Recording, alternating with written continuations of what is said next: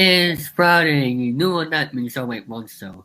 Welcome to the Dugout Crew. I'm David Dowson here, and today I'm here with Eric Grima, Hello? Chester, and Chains. Hello? Where's your chains, Chester? Got any chains? No. And we have Chase DeCanio, How's it going? All right. doing good, and also Joey Queso will be here in momentarily. He's just um, helping something real quick, but we are here, which is the four of us. I know, none pun intended. Um, Today is our first episode of the Dugout Crew. Now, what is the Dugout Crew? Well, I'm a David God Sports channel, which, by the way, I want to give credit to Tom for the idea to make for me to make this channel. Um, I did start football with Chester, Brendan, and Victor, but now it's baseball season. It's springtime, and I decided what is my favorite sport, and I decided why not make this podcast very well, as we'll be going over the news, and then everybody else here, other than myself, will be giving reports of their respective teams, and then after that, I will give out the schedule for the next week. New episodes will be coming up on Fridays on the David God Sports channel at 8 o'clock a.m. Eastern time, and then later on Saturday will be up on the David Dyson Network as ENCORE at 12 p.m. Eastern. So, and as for the podcast app, Spotify, that will also be up at the same time, Friday at 10 a.m. Eastern. I'm going to film these at 4 p.m. on Thursdays because that's what works out for everybody. And, I think doing this tape is better because, we don't want any distractions, and, it's an hour or so we want to get this, cleaning and smoothly. So how are you guys doing here today? We're doing good. We're doing good. Doing pretty good. So, let me introduce everybody to these three. Let's start with Eric. Tell everybody about yourself and how you got into the sport of baseball. My name is Eric Lee. I hail from New Bedford, Massachusetts, which is south of Boston, in the south coast of Massachusetts. Very small town. I got into baseball. I first started collecting garbage pail kids cards when I was a kid. And I acted up in school one time and I got them taken away from me, but then I decided I needed a hobby. So baseball cards kind of, I was fascinated with them when I was a kid. So I ended up collecting baseball cards.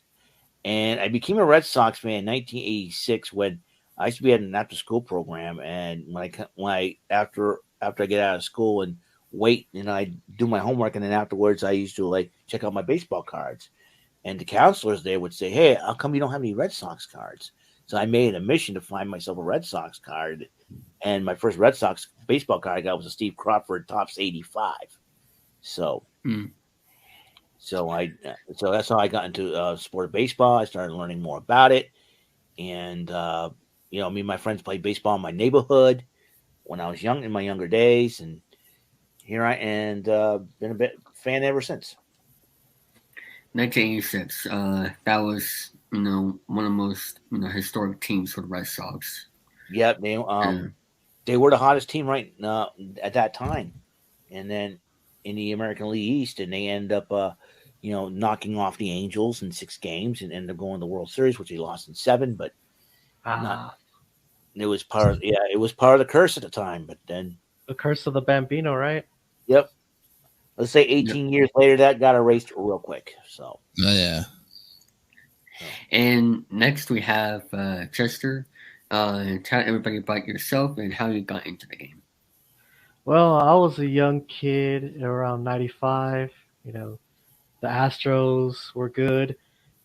I was a young boy, imitating Jeff Bagwell's, famous swing or famous stance, if you will.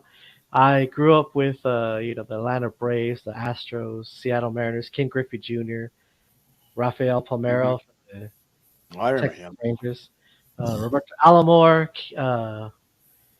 Man, a lot of legendary players. I started collecting around cards around that time. Football, basketball, and baseball. And I'm telling you, I had a Mm, lot of cards, but I didn't know how to yeah. take care of them because I was a dumb kid back then. Now I've got like all the cards that I lost over the years. Mm, Sitting in a thing. But yeah, that's how I got into baseball. My brother was into the Astros, and I became a Braves fan, and then an Astros fan when I got older. mm. And we have Tracy. Can you tell everybody about yourself and how you got into the game? Okay, well, it goes all the way back. I was actually a Yankees fan when I was first getting into baseball because everybody was rooting for the Yankees. But then I realized that, hey, you're a Queens man. You're not in the Bronx. You're supposed to be rooting for the Mets. So when Mm-hmm. they won it in '86, that's when I started following them big time. And but my thing was not so much with the baseball cards because I had my family saved collections for me, but I was really into the starting lineup action figures, if you Remember recall those? those. I remember And those. I Mm, collected all of the Mets. My grandmother made sure that we had all of those, and I have some of that memorabilia still there. And that was one of the biggest things. And then to get the starting lineup talking baseball game. Now, see, I'm bringing mm, in toys in here, but it all kind of reflects back to just my love of baseball. And I also played softball too when I was a kid. And I happened to be, I don't think I was on the Mets exactly, but we did have a Mets team and we used to play through the schools. So, center field, sure, second base, shortstop, I had a pretty good average. Not that to brag about, but every time a game would come on, we watch it or we listen to it on the radio. So we were exposed. yeah. And as for the toy you should review that for the choice of games. Yeah, and that's something that we'll be talking about later on. Yeah, definitely the starting lineup series put out by I think it was by Kenner Toys. So Mm, Kenner gets a lot of nameage from their toy line because we just finished Star Wars and that got a huge viewership of over 115. It's still going. So, yep. and you're a radio guy. Yeah, You know I'm a all podcaster that good stuff. for Jay's Retro Toys and Games, the Queen's New Yorker, the Legacy Show, and also the Legends of Smooth Jazz. So been celebrating 13 years, and we'll be 14 this September. And as for me, I think how it started is like I've been going to games since 2013. Um, when and also Charles Nestor was pitching that one. I don't really hardly remember you know all my first game because that was forever ago. But 2013 was my first time going to Fenway Park. Fenway Park's been the only stadium I've ever been to. But this year, my goal is to get at least go to another stadium. Um, and with and I started watching it in 2017 in the summer. I think I started watching games when I was in the hospital because there was nothing for me to do. And the one thing I really enjoyed about you know Nesson specifically was how they made the broadcast funny because Dave O'Brien, great announcer, Edgar Steen, Remy, those three, they know how to make a broadcast funny. And I think I just started watching them more is because I just loved how they broadcast it in a lot of funny moments. So that is kind of how I got into it, and just when the Sharks continue that AL East run from 2016 to 2018, and then 2018 they won it all. That was my favorite team, by far, as of right now. Like that was my team and that core of Mookie Betts. I got an autograph from him. J.D. Martinez, Andrew Benintendi, Jack Bradley Jr., Chris Sale, who's still with the Red Sox. Um, you know, that was a great team, 2018, which will unfortunately, those players, we only have like 2 or 3 players, still that for 2018, but it's all about the business. And, I will forever remember that 2018 team, along with, getting into it with 2017, which that was actually my first year I went to a playoff game. So that's how I got into the game. And now, what is your all-time favorite players? Like, if you had to pick one favorite player, what would it be? I'll start with Eric. Oh, it's a tough one because a lot of great players out there, and a lot, over the years. When I first, I get into baseball, I was a big fan of Roger Clemens. The way he pitched 20 strikeouts in one game, that was impressive, indeed. Of all time nowadays, I'm going to say David Ortiz, because the guy not only knows how to play the game, he knows how to have fun, hit homers, and get the team loose. And when he played for the Red Sox, he got the team loose and had a great time. And and he's a Hall of Famer now, which is really, really huge. So I got to say Big Papi himself, man. This guy knows how to have fun. Yeah. And that is the same answer for me, because looking back of just what he did for Boston is just really special. And class of 2022, I think this is fitting. He used the Hall of Fame class of 2022. I graduated in that same year last year, so it's kind of fitting. What about you, Chester? Ooh, man, it's a lot of them. If I had to pick one, it would have to be Ken Griffey Jr. That I guy knew it. was that guy was he could do everything, man. Griffey, Yep. there you go. He was a power hitter. He could make good contact, good fielder, but I think injuries hampered him from being, great. I mean, he kept getting hurt in Cincinnati. Yeah.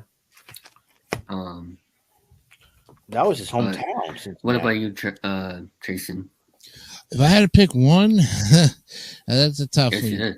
It's a toughie, but I'd have to go with Keith Hernandez, because you look at his playing back in the days before he even came to New York. He was with St. Louis, and he played fantastic. His numbers really were first baseman numbers, and then of course when he got to New York, he just dominated that first base position. They named him captain. They won the World Series in '86. And, after that, like all players, they have that downtime. But now he's an announcer. And SNY has gotten what they call one of the best trio of announcers ever. I think they were nominated, for the best booth in baseball. And still are probably. I don't know any other booth that does what they do, but I would say Keith Hernandez in my book. Of course, I could be challenged by any other Mets person out there saying that, Doc Gooden or Howard Strawberry. But I mean, as far as somebody who with leadership, Keith Hernandez was the captain at that time. Gary Carter was another one. Carter was a great catcher, no doubt. But if I had to pick somebody to lead everybody and get that, momentum, what they needed, and of course Keith Hernandez had a few Gold Gloves in there too. So yeah, I agree.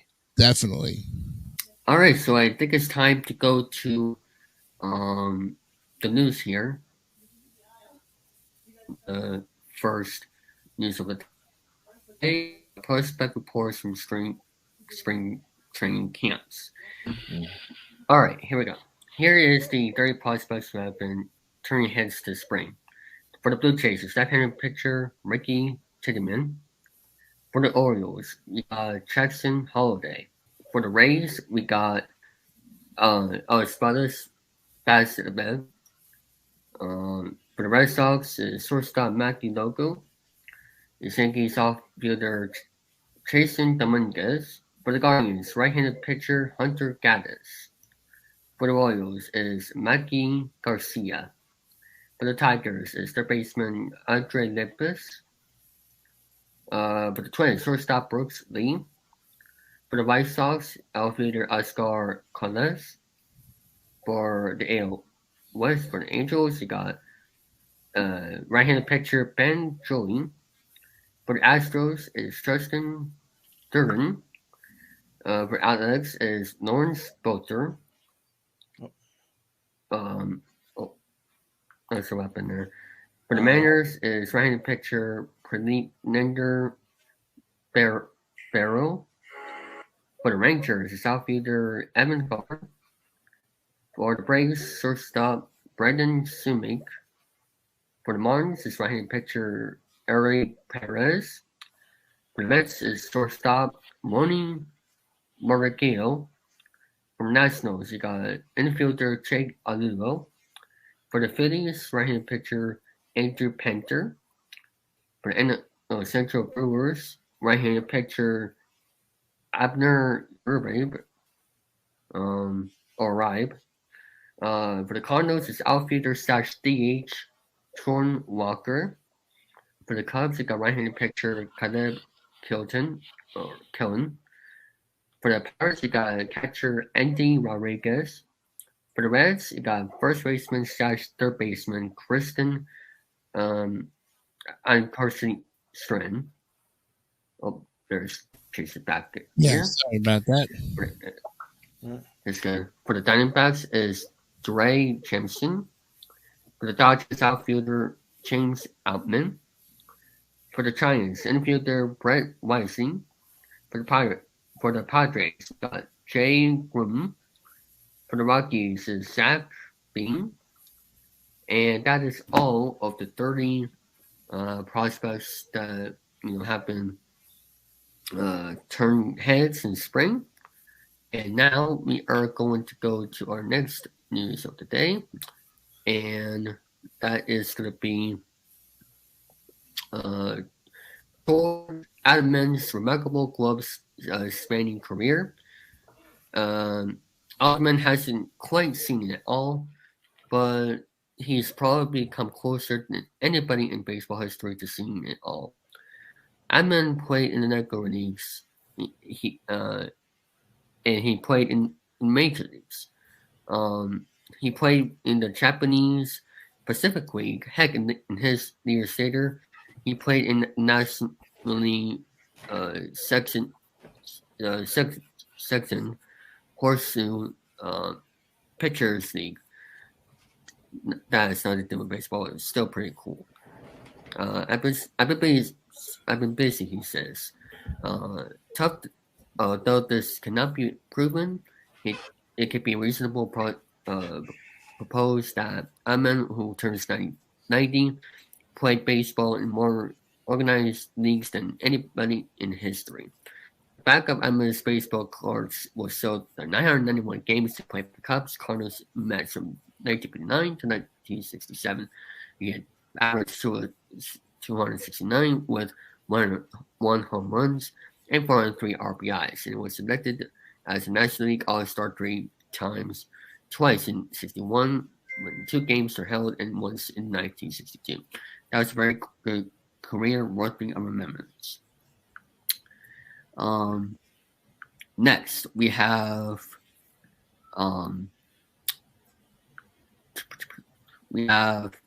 Dale Hall.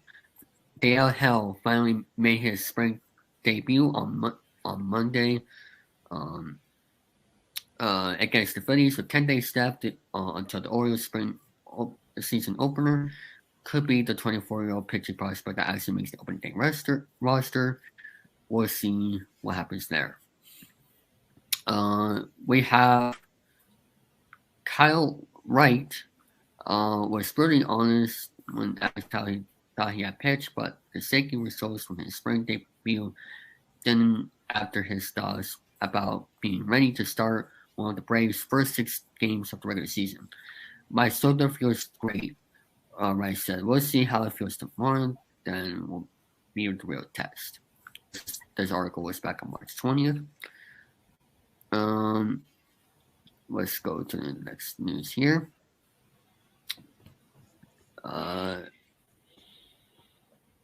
Okay. The Cardinals received some roster clarity Monday when shortstop Paul Strong suffered a setback in his return from a lower back pain that has kept him up the field the better part of the past week.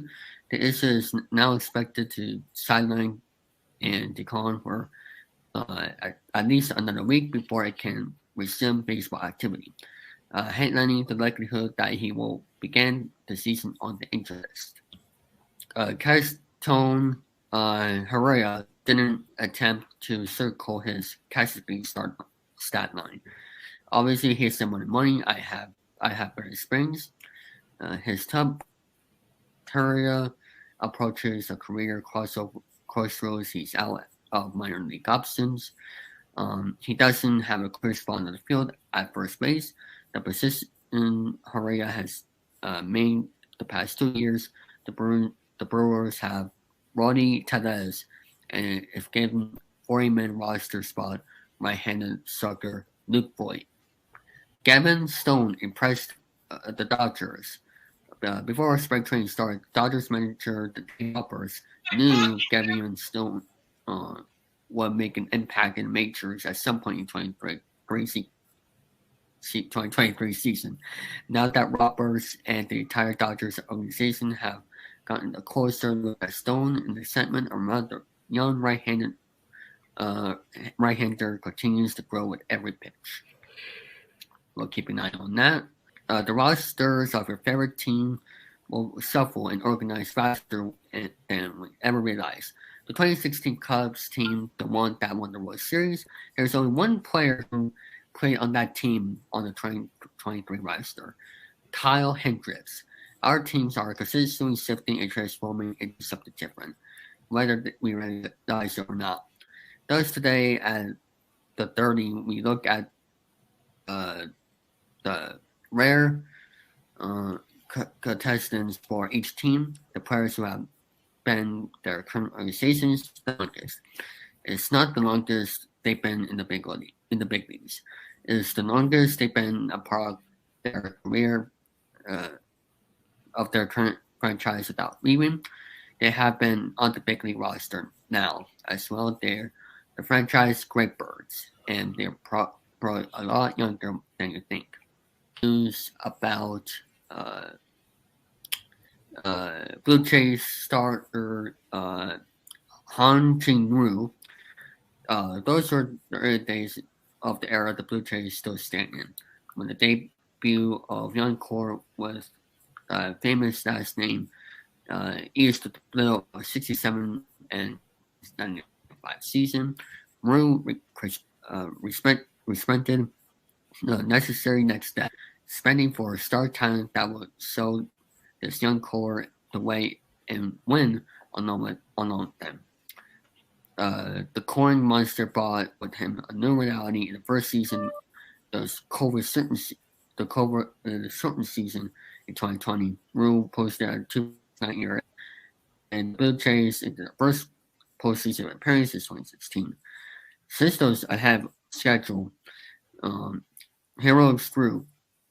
Rue pitched 4.55 ERA over 37 starts, with undergoing Tommy John in June last year.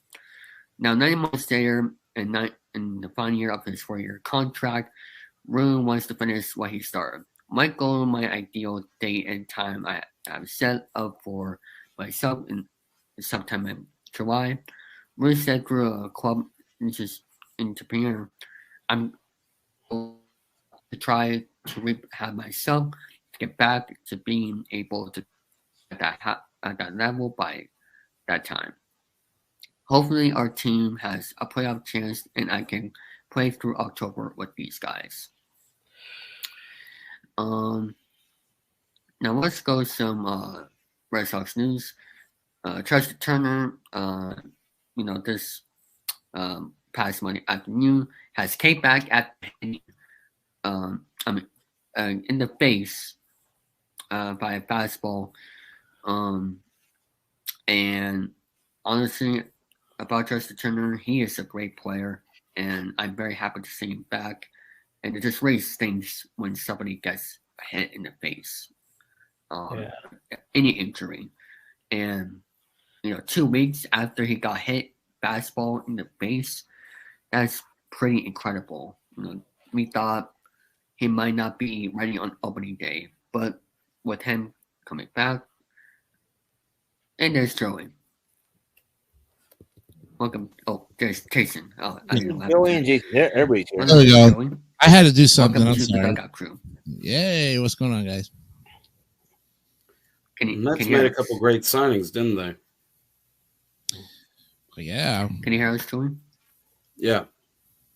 Okay. So tell everybody about yourself, Joey.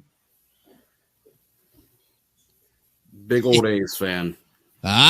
We have an Oakland A's in the house. All right. Yeah, damn Mets took Marte and Cano. What can I say about that? And then Bassett went from the Mets to the Blue Jays. Yeah, I just saw the roster lineup that we lost Bassett. He had a good year, but I guess somebody's got to go eventually. And records don't mean nothing. It's where the money is. Or I don't know. You guys lost Bassett, but you got Verlander. Yeah. David, Jesus Christ. What the heck, David? Wow. I don't know what happened there. David went full Garrison there. Hey, Gary. Oh, he doesn't do the nuclear farts like Gary does. Jeepers. No, Marte's expensive. I know Marte's expensive because when he played for the A's, he only played like, I don't know, half the year after being with Miami, but big rally starter, especially with all that speed. Well, we'll have to see what they're going to be doing this year. I know all my team, all the players are looking forward to this year, just trying to see if they can get over that hump. You know what I'm talking about. The Atlanta Braves. That's the target right now. Well, what was it? Last season they had that tear because of Michael Harris. Mm-hmm. Yeah, Michael Harris is a great acquisition for the Braves, and he had.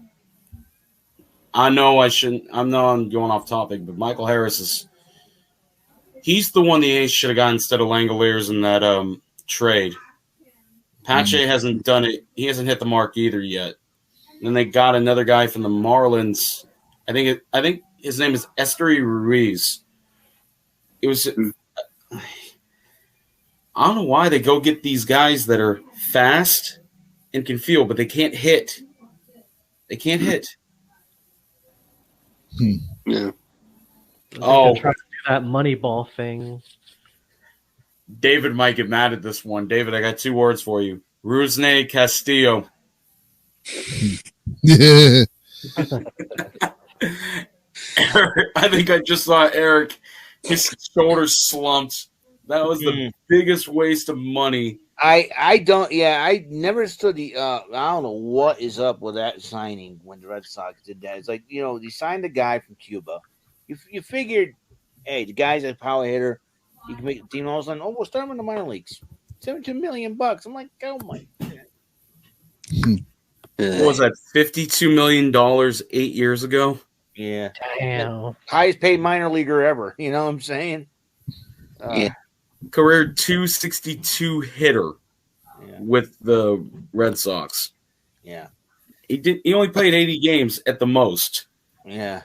That's the thing. So I don't know what the heck they're thinking. If they don't think he was ready for the major leagues, why pay him that much? Well, I know something we all have in common. Jed Lowry just retired this afternoon. Yes, yes. Yeah. He was pretty decent for Boston, and after 14 seasons, hey, why not? I think Brock Holt is basically retired too. Yeah, he's retired. Brock Holt and Jed Lowry, utility men who did pretty well with But Yeah. thank you, Charles, Jed Lowry. Excellent season, excellent career. So we'll Charles see what Reddick also retired recently as well. who who Charles Reddick. Josh Reddick.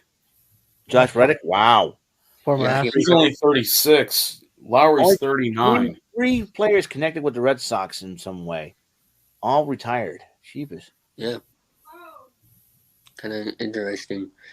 Yeah. So Troy, how did you get into the sport? Well, let's see. My dad. Let me see if I can find it. Okay. Here it is. And by the way, that's all the MLB news we have to show and queer. So after Troy's interruptions, we'll give each of you Oh, a wrong way. Wrong way. There you go. No, that's Yeah, this is one of the first things my dad and my mom ever gave me, baseball wise. wow. I even had a little baby shirt that said athletics on it when I was a kid. Yeah, no, here's You knew you were destined to be an Oakland fan as soon as you were. well, out of the just womb. baseball in general. Because Yeah. there's a guy. I think one of those is a guy David should know. Okay. That was Noma. Yes, no more from the 90s. It sucks too because I know he only played like 15 years, but after he It was hard was to part of see. that It was hard. huge trade in 04 that Yeah. sent him to the Cubs. I forget who they got who the Red Sox got in return. I know they got Orlando Cabrera somehow during that offseason to replace him. So that's still rough because he was hurt. He was going nowhere pretty much. And then he went to the Dodge. He went from the Cubs to the Dodgers to the no, not the Padres. Oakland. The A's after that. Oh, What are you talking about, Nomar? Yeah, Noma. Yeah, Nomar. Oh boy, he was like one of the most popular Red Sox players since Ted Williams, and sacrificing him in 2004. 2004. Like I said, Yeah. sacrificing that trade. That sent Doug Minkiewicz. I mean, it was the first time ever that Doug Minkiewicz just went from one team to another. I don't know if that's ever happened before in a trade before the trading deadline. Because the Red Sox were playing the Twins at the same time when they traded Nomar, and Doug Minkiewicz was one of the players went over to the Red Sox. Let me see the exact trade. It was a 4-team deal involving the Cubs, the Expos, the Twins, and the Red Sox. Yeah. Cubs pretty much got Alex Gonzalez. Wait, is that the? Okay, that's not. Yeah, that's the one who made the error in the 03 playoffs. I think it was Game 6 or Game 5, the Bartman game. He had the error at shortstop. But Mankiewicz was huge because I know they had Millar and Ortiz, especially shifting at first base. Ortiz can't play first base. He can play a little bit, but he can't play first base. Yeah, that's when they traded Shea Hillenbrand. That was when they freed up the ability to give Ortiz some more time, so they put him in the DH. Oh, that's right, Shea Hillenbrand. He played for the Blue Jays, I think, the Angels briefly, the Giants briefly, the Red Sox, and the Diamondbacks. Yeah, because we traded Hillenbrand to the Diamondbacks to get Young Kim. Oh yeah. So a lot of people. That's another dubious name for a lot of reasons. Yeah, he gave up home runs to the Yankees in the World Series. But let's see, it was Brocious and Jeter, and I think Soriano too. Yeah, Brocious, Jeter, Soriano. I mean, but they end up winning it all, despite that. So, I won't hold 2003 against you and David because David was only like 3 at the time. No, I was born in 2003. I was 26 years old. I was born October 14th. Holy crap! 2000. That's 20 years ago. Holy man! Yes. Damn, I was 18 and still in high school. 20 years ago, put us at 25, Eric. Our 26th birthday is going to be that year in 2003, I guess. Mm. 2003 was a ridiculous year because the Cubs were playing the Marlins, the Yankees were playing the Red Sox. Everybody had that going differently to the point where it was going to be the Yankees were going to lose to Boston. Boston was going to make the World Series for the first time at that point in 75 years? 86 because they played the Mets. 85. 86. Well, I'm counting the Curse of the Bambino. That's what I was thinking. Oh. But yeah, it'd only been 17 years at that time. But the Bartman game and then Aaron Bleepin Boone. Yeah. And that's when I think the Red Sox management made that decision. Grady Little shouldn't have kept Pedro in there. Grady Little should have yanked Pedro out when the Red Sox had a chance. I think about it in this discretion.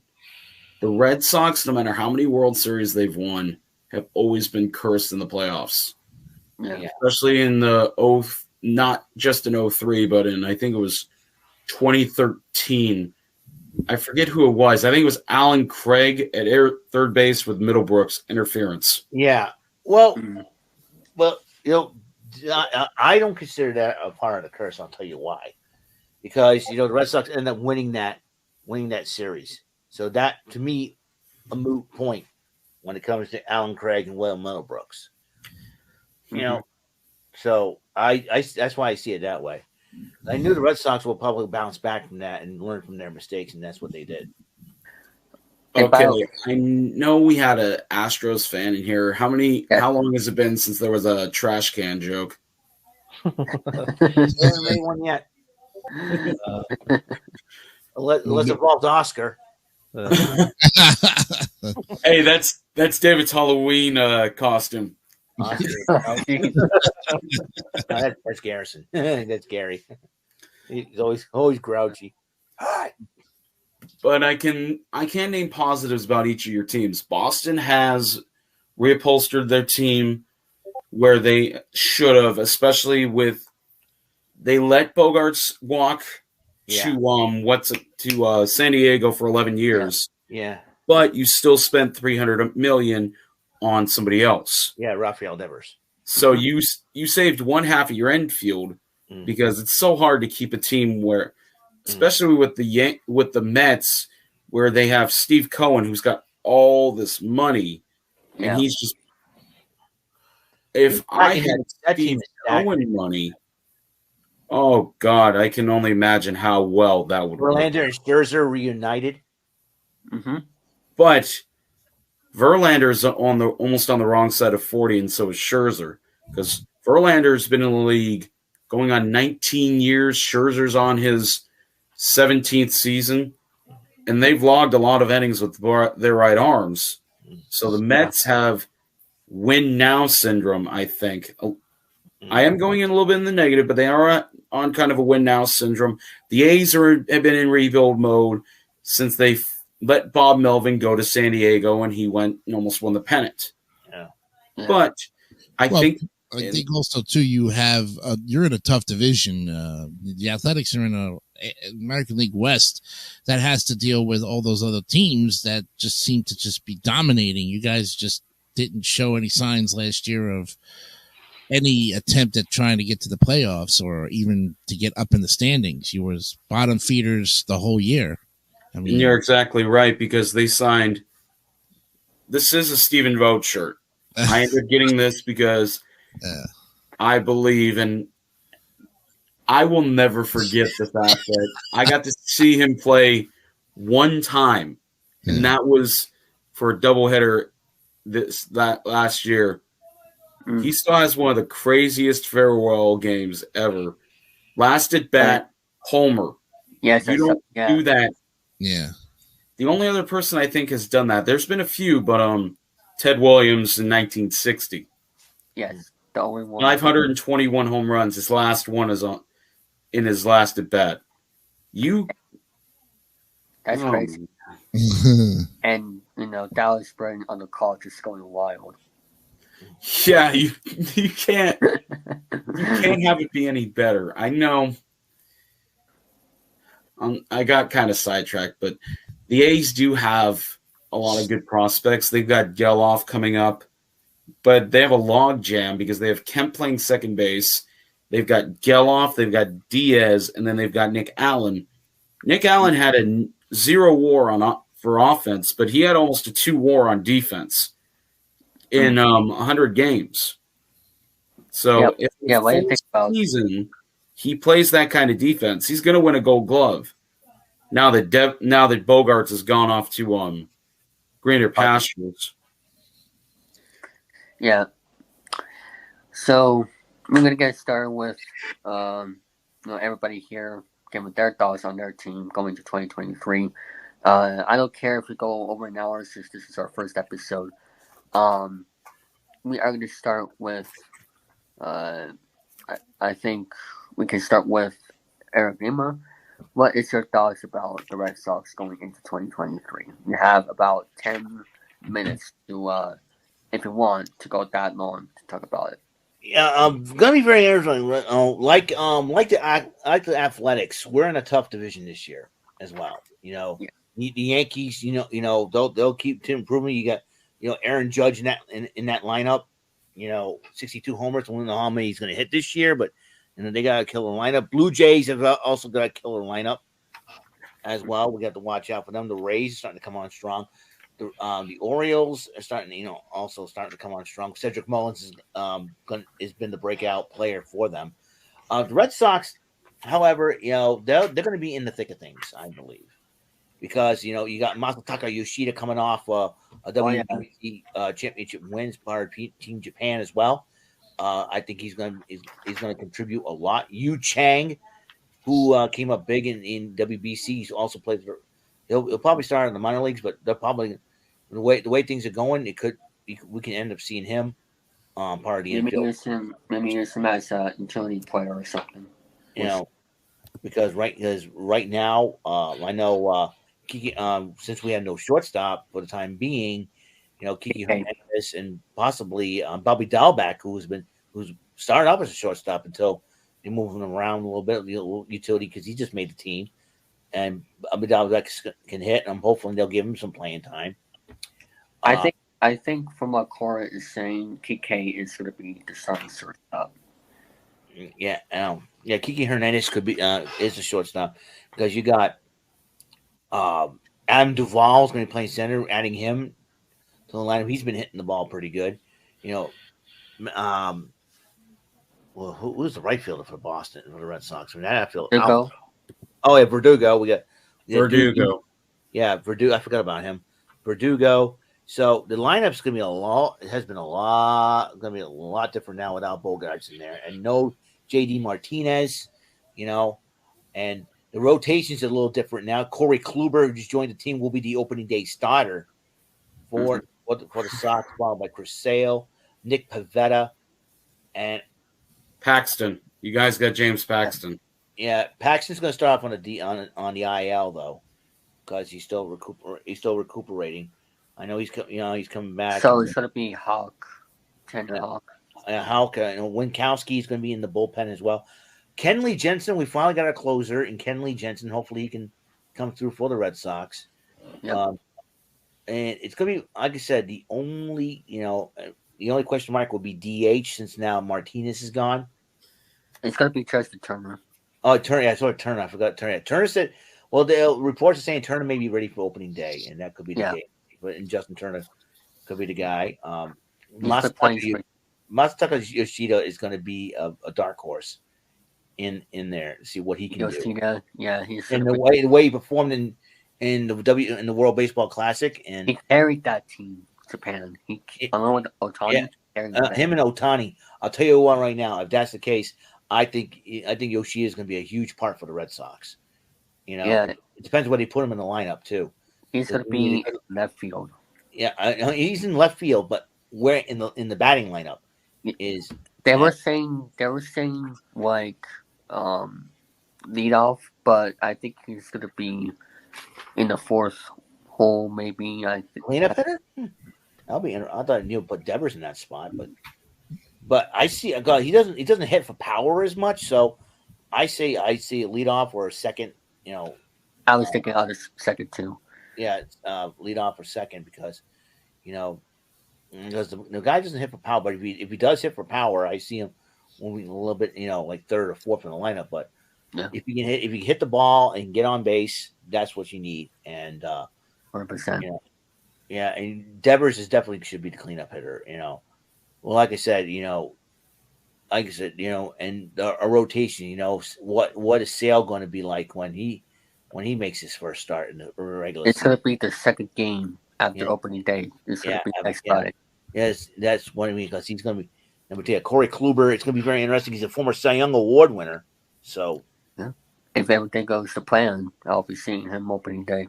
and hopefully Nick Pivetta can I know Whitlock's going. I heard that Garrett Whitlock's going to start on the IL as well. So there goes your setup guy. So I think I think our bullpen is going to be a little iffy. Our bullpen's going to be iffy at first, but if they can get everything together and start getting going, I think the Red Sox could be in the thick of things against the Yankees and the Blue Jays. But the Yankees and the Blue Jays are going to be a tough team to conquer.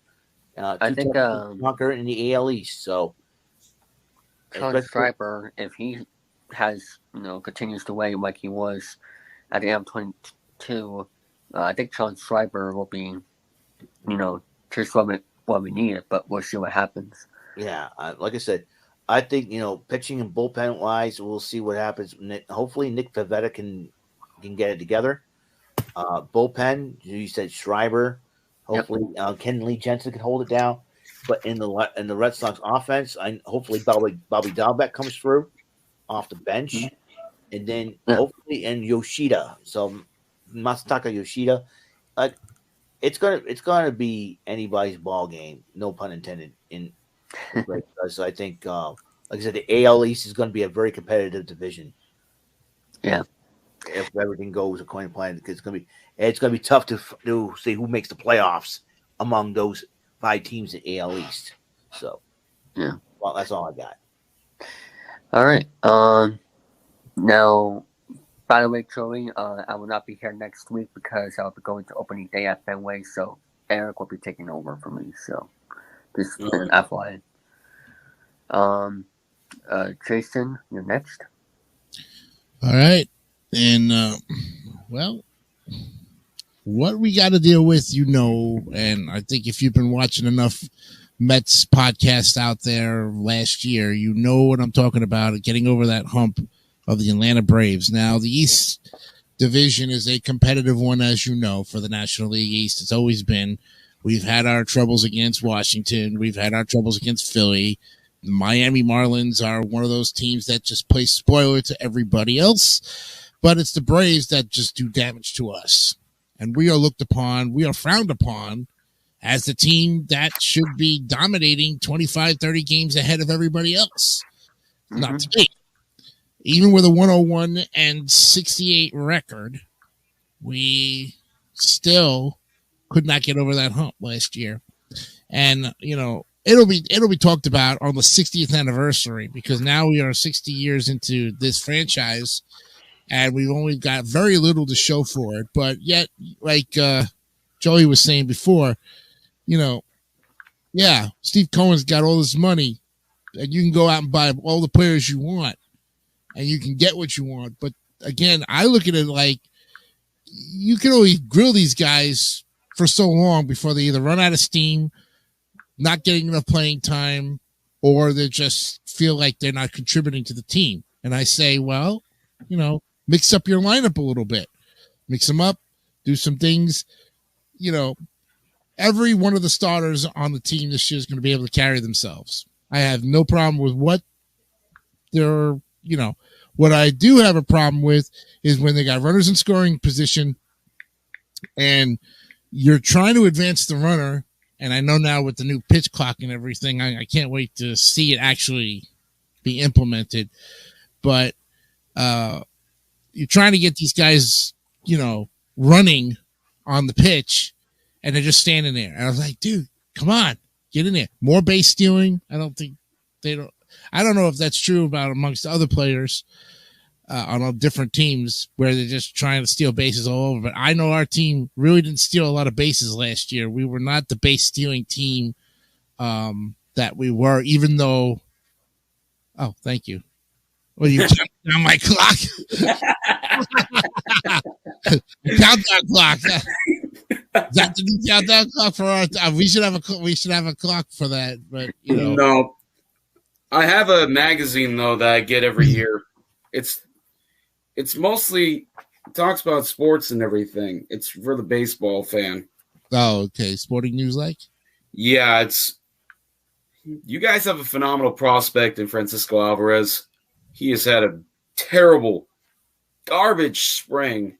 Yeah. Last year, at the end of last year, he was not. They put him on the postseason roster. Didn't do anything at all.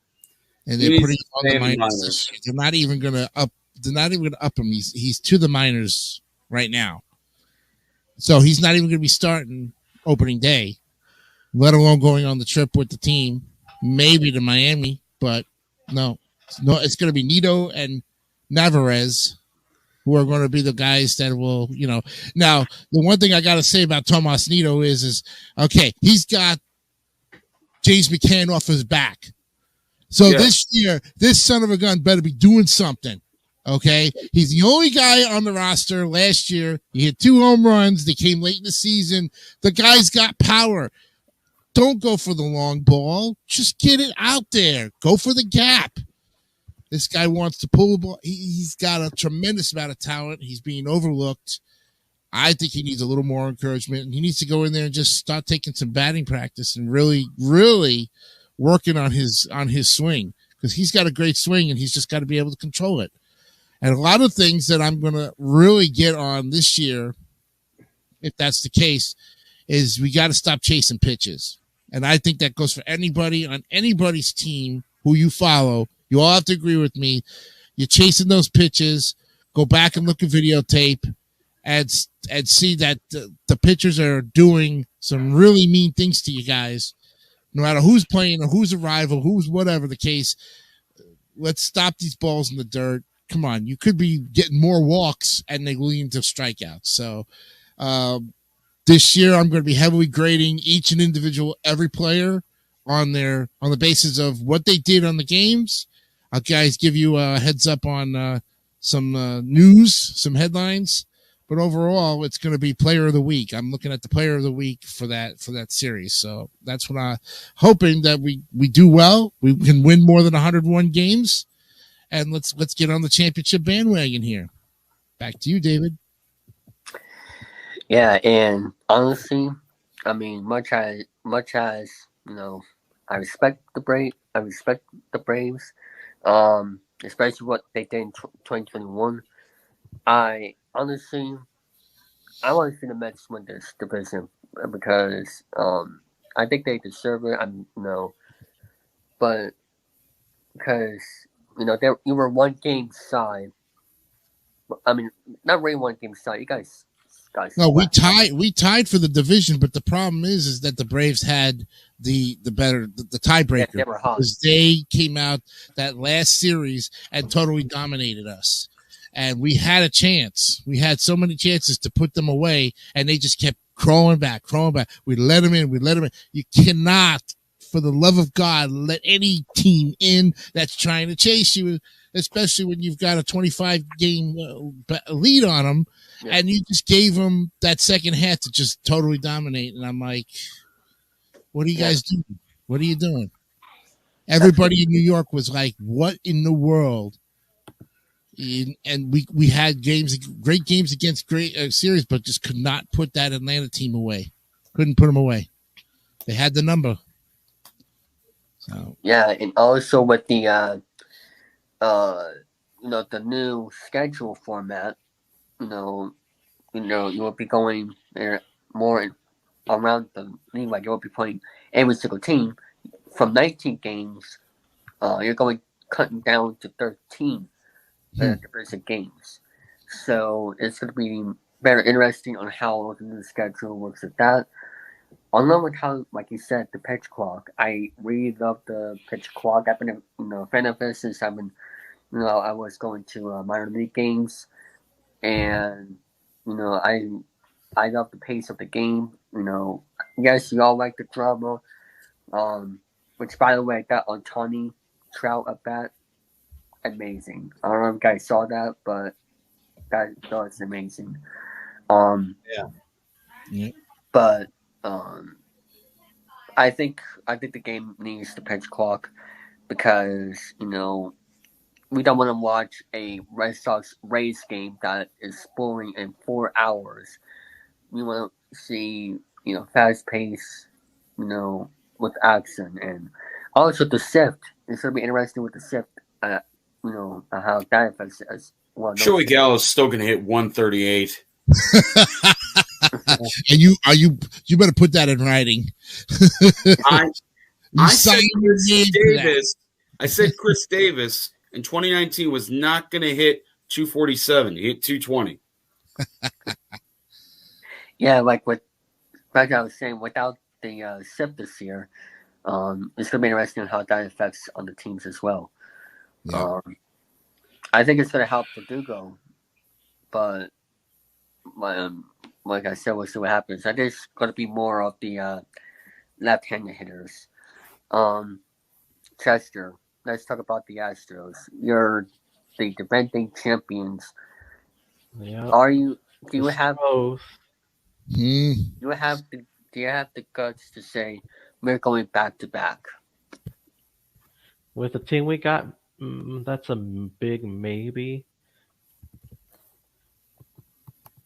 Well, Yeah, let's talk about what do you think about your team this year? we are Okay, without Verlander. We are without Yuli Gurriel, but we did get Jose Abreu from Chicago, from the White Yeah. Sox.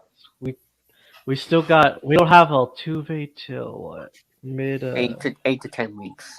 yeah, with a broken thumb. Yeah. But the Astros have been able to do without one of their stars. We definitely got a solid team this year. Still. And your pitching also tells about the pitching. Like, your pitching's dominant. We still got Lance McCullers. We still got Jose. And we also still have who else do we have? You guys have what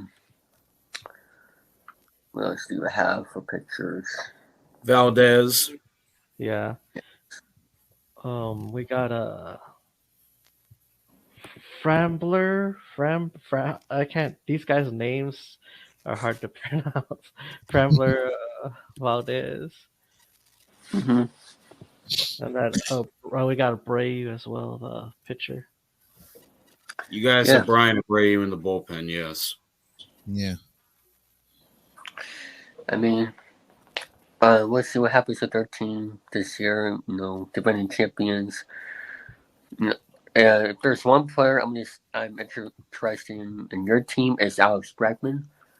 We'll see if he comes back to that MVP type player, but we'll see what Bregman can do with their team. What's your thoughts on him? Alex Bregman, good hitter. Got some solid power. You guys with Altuve out, you guys need him to get that power. But let's see what happens. We also got Jordan, who is a big guy, very a good power hitter. His home run to win it all, back in Game 6 of 2022 World Series, hit it above that Astros star. That's ridiculous. His power, ridiculous. That guy is huge too. Yeah. So, Joey, give us your report about the Athletics. Well, the A's are coming off a 60-102 season. Pythagorean had them at 59-103. I thought they were going to win 70 games. I'm just going through Baseball Reference real fast just to see. When your best player gets traded in the offseason, leads your team in WAR at 3.5, your next best player in WAR is a full 1.4 WAR behind your top player, that's bad. You are not going to have a good year if you trade away your catcher who gave 3.5 wins above replacement So you take away him and Sean Murphy, the A's win only 57 games. You take away Cole Irvin, who they trade away to Baltimore. That's another 2.1 WAR. You're losing 5.5 wins. That means they're a 52-win team on a shoestring budget. And I just going off of all the transactions they've had recently, it's, to be honest, it's not surprising that they're going to have all these things to worry about now because they've got a lot of talent. It's just that they have to. Oh, I'm forgetting. They got rid of AJ Puck too, which really. AJ Puck was not a bad pitcher. They just gave up on him too soon, in my opinion. I get it. 6'7", 250 pounds, throws 97 miles an hour out of the left-handed arm slot. He still had one of his better seasons, and he's still going to have a great season. Unfortunately, it's not going to be for the A's. It's going to be for Miami, which is where they sent their last guy, Lazardo, which was the 1-for-1 for Marte. That's where they got Marte from, and then they lost Marte, and now they lost Puck. So the A's have been doing a lot of lose-lose trades. Langoliers they got. I'm not sure who else they got in that stupid trade. I don't remember because most of them are in the minors. Pache hit 150. He had a better spring. Langoliers had a better spring, but Langoliers is supposed to be the starting catcher, and he spent most of his time striking out last season. He had a 35% strikeout rate as the starting catcher this season. Right. And already going back to this, they have him finishing 5th, and the Coliseum's lease is up this year. Oakland either needs to raise the money, they need to get the mayor to do something about it, or get the stadium done at Jack London Square, because that team goes to Vegas. It's not that I'm not going to be happy. It's just that you're stripping away the final remnants of sports in Oakland, because the Warriors have already taken off back to San Francisco to play at the Chase Center. The Raiders went to Vegas. Yep. And now the A's are potentially going to go to Vegas. Well, everybody. So, no, it's dire straits. Yeah. They're going to win maybe 56 games. Don't put that in writing because that is just rough as rough can get, because this is the worst season the A's have had since 1979. They haven't been that bad in almost 40 years. Ricky Henderson was a rookie on that team that lost over 100 games last. They haven't lost over 100 games in that long. So, the A's are going to have to punch up. Well, funny that the Astros fan is above my head. They'd have to punch up. They'd have to punch upwards instead of digging the grave and everything, because Jed Lowry, who just recently retired, 38 years old, hit 160. Stephen Vogt, 161. Yep. They didn't release Stephen Vogt. They released Jed Lowry. They let Christian Bethancourt go. He was their other catcher last season. They went through 4 catchers. Murphy's gone. Bethancourt's gone. Austin Allen's gone. And they got Shea Langoliers, Manny Pena from the Brewers. And they just signed some 32-year-old catcher named Carlos Perez, who's a career 220 hitter in the majors. Oh, I need a drink. And you have to deal with, you got the home opener on the 30th against the Angels there. And I could get tickets to that. They want $27 to sit in the treehouse on opening night. Not bad. And I say this, if I wanted to drive up to Oakland on opening night, I would sooner go there babyface like David. It's just like, hey, Sonny, you can't be up here. Where's your parents? Well, I can't wait to see your preview next week on episode 2, where you have to preview your 3-game series against the Angels and your 3-game series against the Guardians. That's our homework for the next week, gentlemen. We'll all preview our next week's two matchups and give you the runaround. And then, the A's fan, Joey, we're coming to see you guys on the 14th, 15th, and 16th. So on the 13th, it's going to be a rock'em sock'em Well, how 15 do I put this? If they have a 0 in the win column and a 10 in the loss column, I'll say I'll give you the broom on the way out. I will literally say, here's your broom. Go to sleep. But here's the thing, man. We go into an American League ballpark and we get our asses handed to us. I don't know what it is about the Mets, but they just cannot play the American League properly. I don't know if it's intimidation, the fact that, we're going into a totally different ballpark. No, you go in there, it's the same basis. The traveling is your problem? You go to the West Coast at a 9:40 game. Yeah, that's the one thing. The only reason they moved up the games 27 minutes is so the Mets fans can go home and go to sleep. It's just like you hear Narco. Whew. Yeah, that's exactly it. But now the Mets have to find a closer. Yeah. The WBC, you can't blame the WBC for his injury. A lot of people are. I have mixed feelings about that too, but my whole thing about it is that you're going to get hurt in spring training or you're going to get hurt in the regular season, one way or another. Exactly, that's the point. It's a freak accident.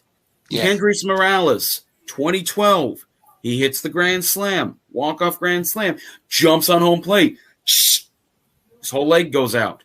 Good night. It's called a freak accident. Yeah. At least you didn't do what Steve Sparks did. Steve Sparks tried to rip a whole freaking phone book when those were a thing, and he tore his rotator cuff. Next Yellow Pages. Just a freak injury. Yeah. Yeah. And these phone books are now slimmer than none, and I can't believe they. Well, they're about as slim as my laptop is. That's it. No, they're thinner than the A's budget. I'll go with that one. Because they have, I think their payroll is bigger than it was last year. Because based off the magazine, the Orioles, who finished in third, I think they finished ahead of Boston last year, and that was it. Because the Rays finished third, the Orioles finished fourth. Boston finished last. I think Boston is not going to come out of this. I don't mean this in a bad way. I don't see the Boston Red Sox doing a cellar dweller this year. No way, shape, or form. I see them at least getting up to third or second. I see it this way. The Yankees have Judge and everything. They can have whoever up here. Yeah. The Yankees every year for the last 15 years, World Series or bust. Right. They've busted almost every single year. Mm-hmm. Boston won in 2013 and 2017. They've got their two titles. 2018. 2017. 2018. 2017 was Houston. Houston. I don't have a garbage can in here, so I can't do that. Hey, don't forget the Cubs actually won a World Series. It's 2016. Hold on. I actually have something that you guys... David's never seen this. The GOAT finally got off the back of the Cubs. Speaking of which, Theo Epstein was the main key. Yep. What's that? Who's that? What's that? It's a replica, but it's a replica. A replica? Oh, World Series ring! Oh my gosh! Yeah, It's a replica. It's not the real thing. Real thing would have cost me thousands of dollars. Oh, obviously. But again, look at that. That's nice. He would get traded 3 years later, so this ain't worth as much as it used to be. We can't forget what the Royals did in 2015 when every World Series winner from 1980 on, pretty much. Oh, I know they have that on YouTube. I don't need to use YouTube. You need to use YouTube. You know it.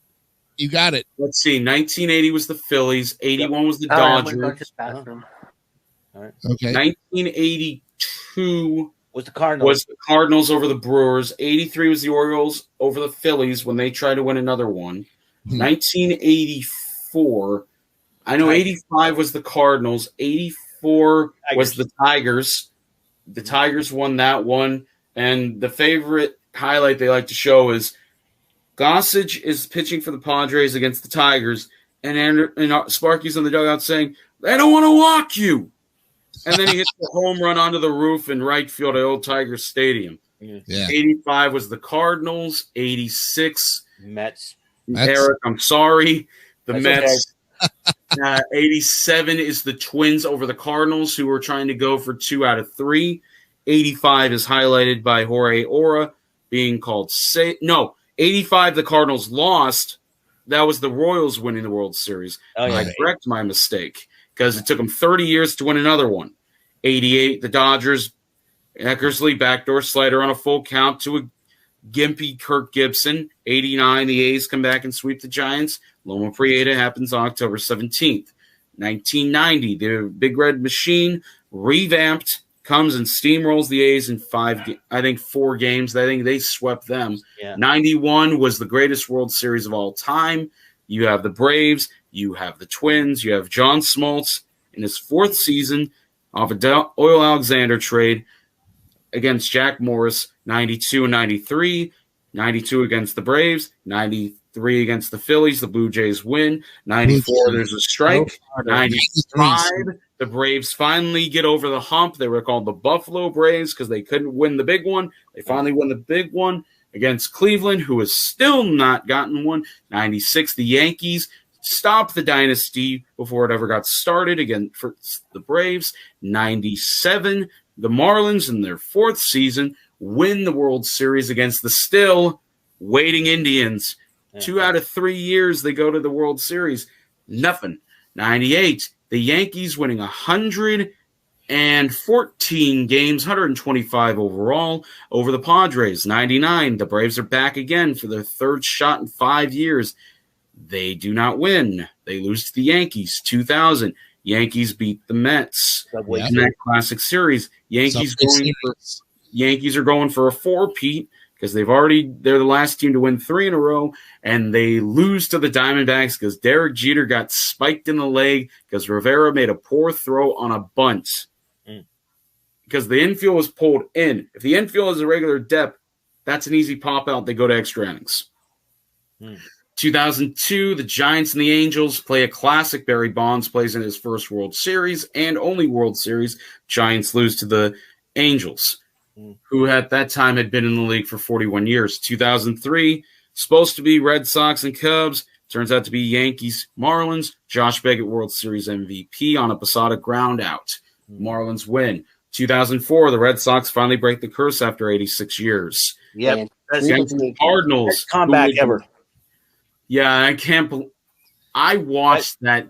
I wasn't able to watch the rest of the series because of school. I watched Game 3 of the ALCS. Yeah, 19-8. Yeah, you don't expect that to ever be the turning point in a series. Red Sox be like, we're done for, and then all of a sudden, Big Papi homers, and then base hit, and Kurt Schilling with the bloody sock pitched the great. And who I thought the Red Sox would break the curse with a guy who hit key home runs by the name of Mark freaking Bellhorn. Mark Bellhorn. Mark Bellhorn. I thought this guy was like a no-namer, and all of a sudden this guy is now known, now known for hitting key home runs. Speaking of another no-namer, Kevin Millar draws the walk in Game 4. Kevin Millar. And then Roberts is saved by a hair of the mustache and second base off Rivera. And that's how the plot of Fever Pitch happens. If David's too young for this movie. Yeah. Fever Pitch, Jimmy Fallon. Yeah, I have that movie. That came out in the next year. I have that movie for that reason. I've heard of something that Jimmy Fallon did. Yeah, unfortunately, it's not terrible comedy on late night TV that the New Yorkers have to watch. 2005, the Astros make their first World Series, despite the fact that Albert Pujols almost threw the dagger into the machine in the NLCS, as the White Sox would go on to sweep on a ground ball up the middle by Orlando Palmeiro. 2006, the A's, I wish they had gone to the series that year. They lost to the Tigers. Tigers lose to the Cardinals. 2007, oh God, do I remember this one? That was the Rockies and the Red Sox. Yeah. The Rockies lose in 4 games. 2008, Rays and Phillies. Phillies win. 2009, Yankees stopped the Phillies from having back-to-back. 2010, Giants and Rangers. That wasn't the first Giants World Series win in 56 years and the first one in San Francisco's history. 2011, 20 years later, you cannot tell me that they could script that. Game 6 in St. Louis, Joe Buck, Jack Buck's son, same setting, game-winning home run in extra innings.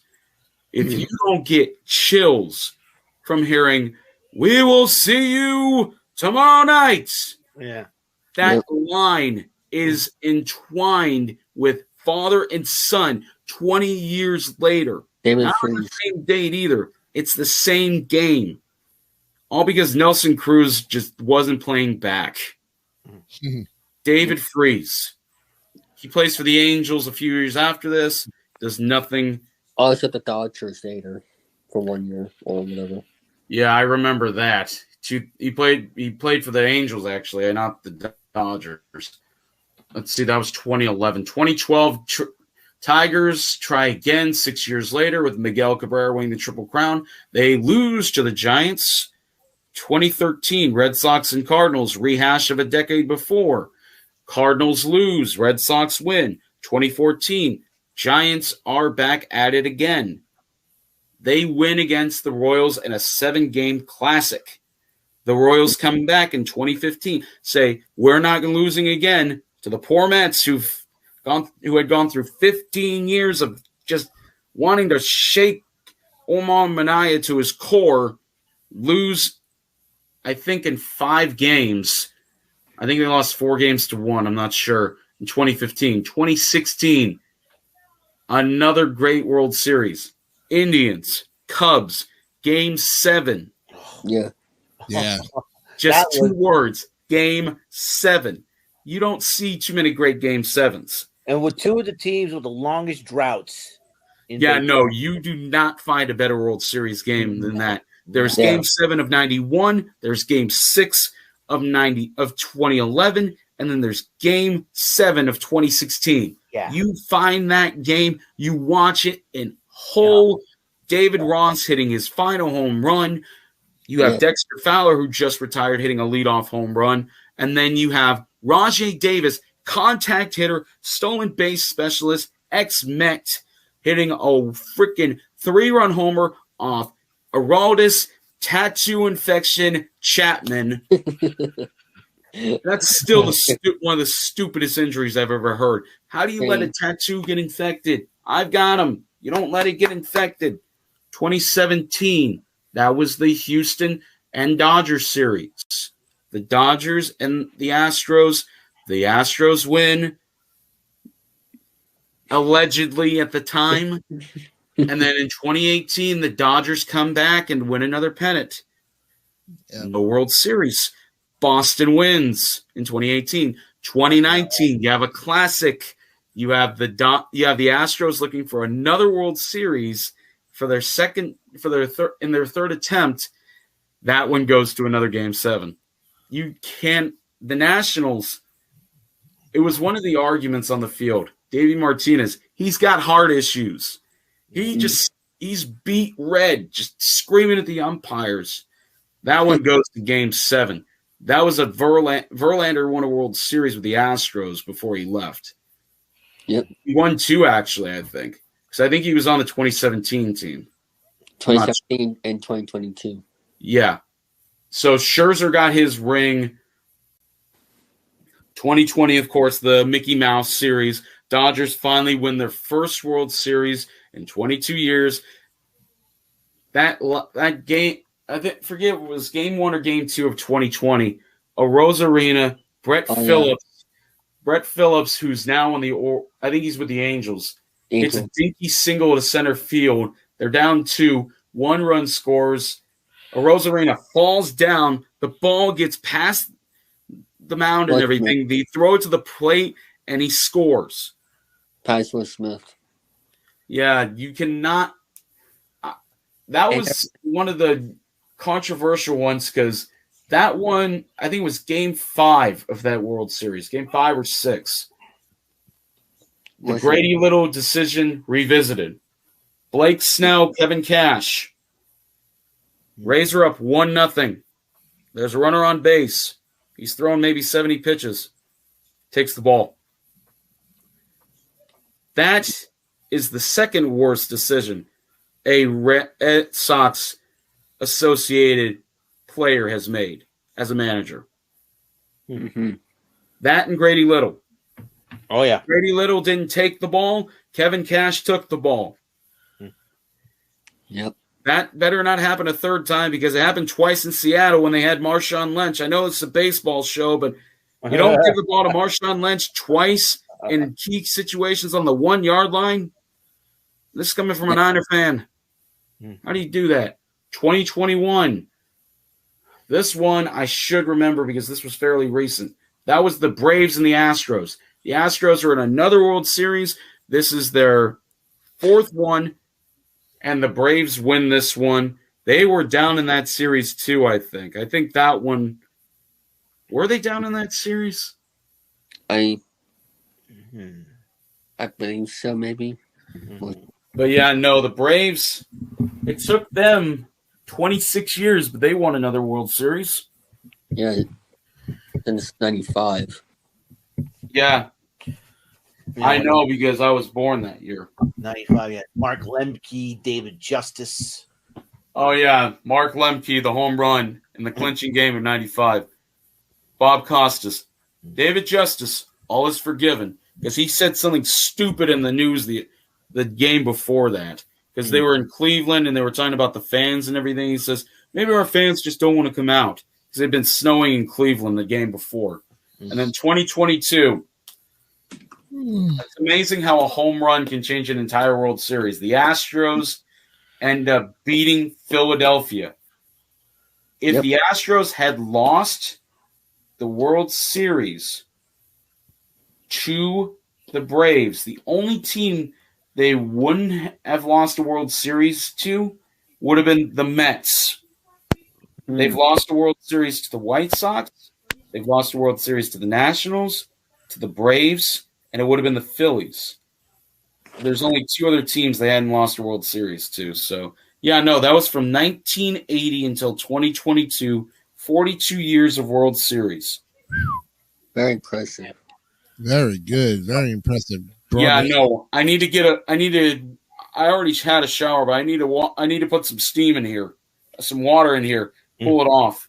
Put on that shower thinking cap and get ready, man. Well, I don't even know who's starting opening day for the A's. It's March 23rd, and no one said anything. I know Kluber. Well, I know Kluber is going to be starting for Boston. That's for sure. I know for a fact that the Mets are debating on giving McGill and the other guy because we're not opening day until April 6th.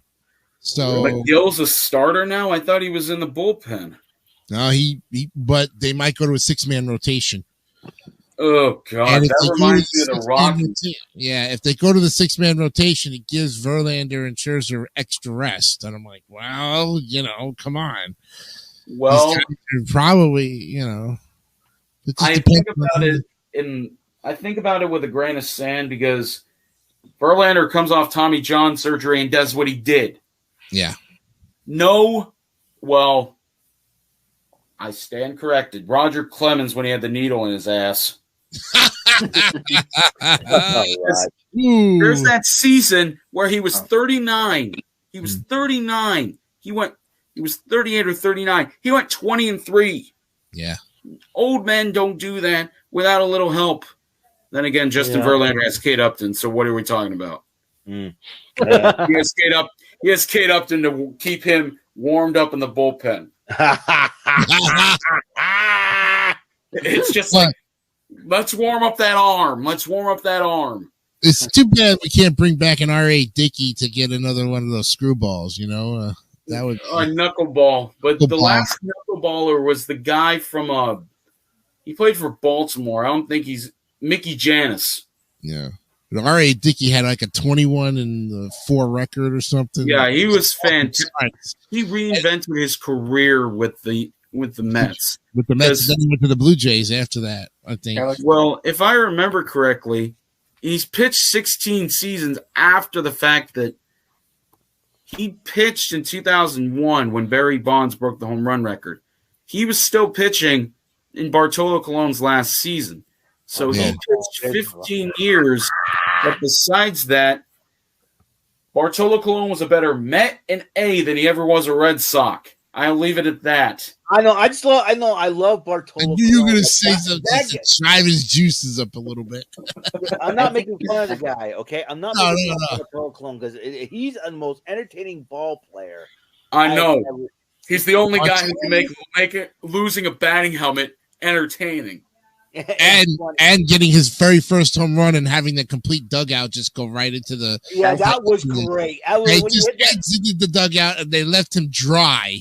Yeah. And then they finally came out and after us like he's like, that is he's not even the heaviest person to ever hit a home run, mind you. Yeah. He's not the heaviest player to ever hit a home run. The largest player to ever hit a home run was 330 pounds. He played in the major leagues in 2005. David, you were probably 2 when that happened. His name was Walter Young. He was 6'5", 330 pounds. I had his baseball card when he was a rookie, and I lost it. Oh, I thought the heaviest guy was the 2 guys on the Phillies back in the 2003 season. They were pretty big. What was the guy's name? 2003. Yeah, they were the dominating team in Philly, but they lost. I have to look at this because Walter Young. If I'll look this up because this is where I normally double check my facts. But he only played 1 year.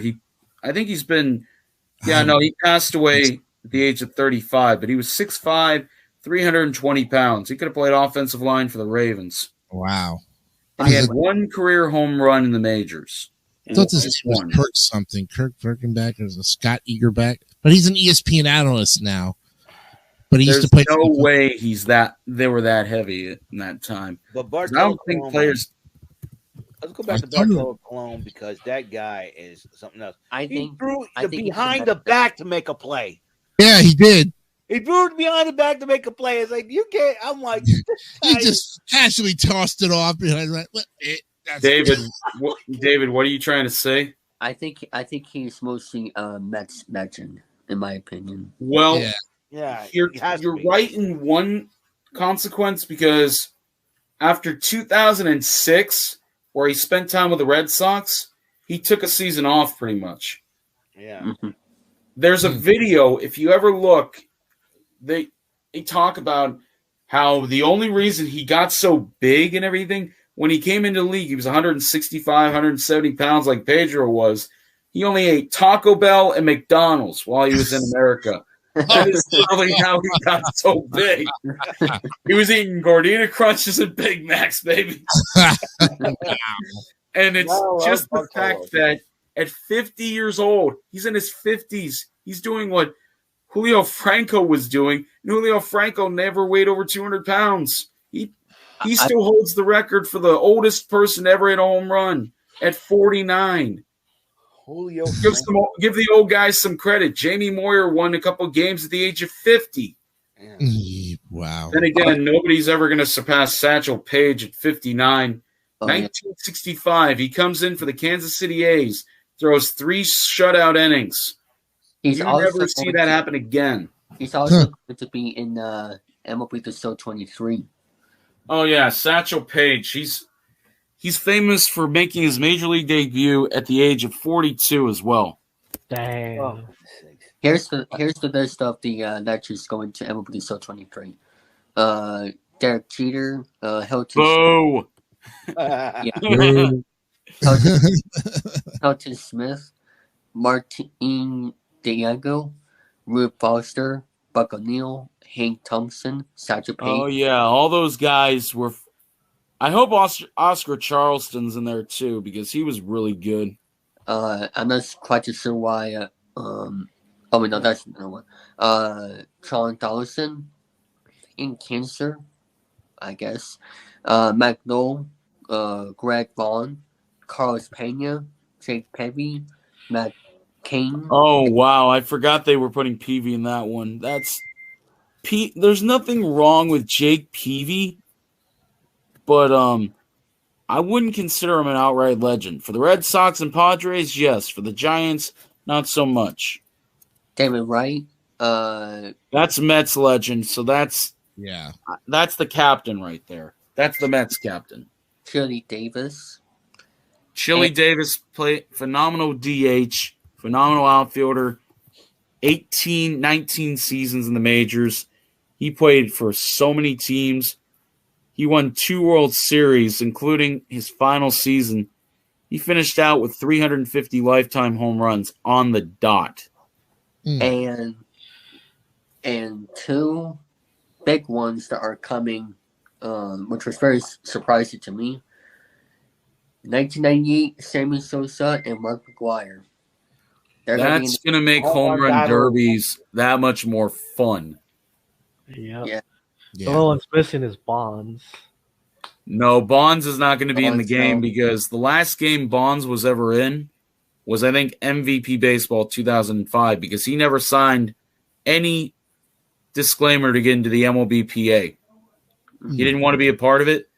That's why in MVP Baseball 2004, he's known as John Dowd. In 05, he's known as John Dowd. In MLB 2K6, I think he's known as Gonzalez or something. I forget what they called him. But MLB The Show 06, they call him Reggie Stalker. Same build and everything, same face. Not the same face, but they just call him Reggie Stalker. Kevin Millar's not in the MLBPA either. That's why he was Anthony Freeze in the MVP Baseball franchise. Because if you don't sign, they can't use your likeness. Yeah, that's kind of why college sports games don't exist, just because what's his name? O'Bannon or something like that.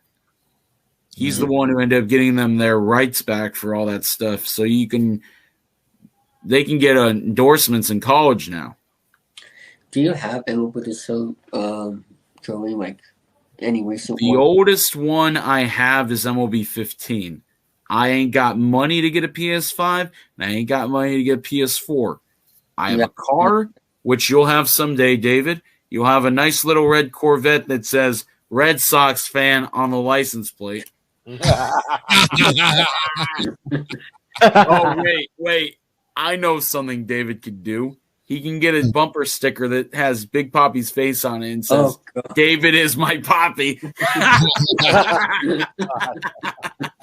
I get it. But yeah, no, I don't spend money on video games anymore. I don't.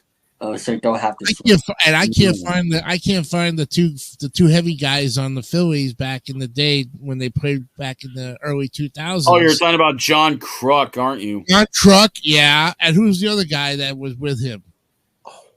John Kruk retired, I think, in 90. He retired in the mid-90s because he ended up getting his last hit, and then he walked off the field after that. They pinch ran for him. It wasn't. I think it was him and Incaviglia. I'm not sure. Pete Incaviglia, that's it. John Kruk went on to become an analyst for ESPN, but those were two big guys for the. They were big. I mean, they looked like they could easily hit the 270 mark easily. Well, John Kruk, I think they said in the 92 offseason was over 300 pounds. He dropped like 80 pounds to get back in shape. Well, they said when he was a rookie, when he was a rookie with the Padres, they listed him at 170 pounds. And I'm like, is he hiding a couple cheeseburgers in his pants? Because that's always been the thing. Yeah. Baseball will make fun of the big guys, but Cecil Fielder and Prince Fielder were both great athletes. One sadly retired on his own didn't retire on his own terms because of neck fusions. Him and his dad finished with the same amount of career home runs at 319, I think it was. That's crazy, man. Yeah. It's just, is that a B-Town hat?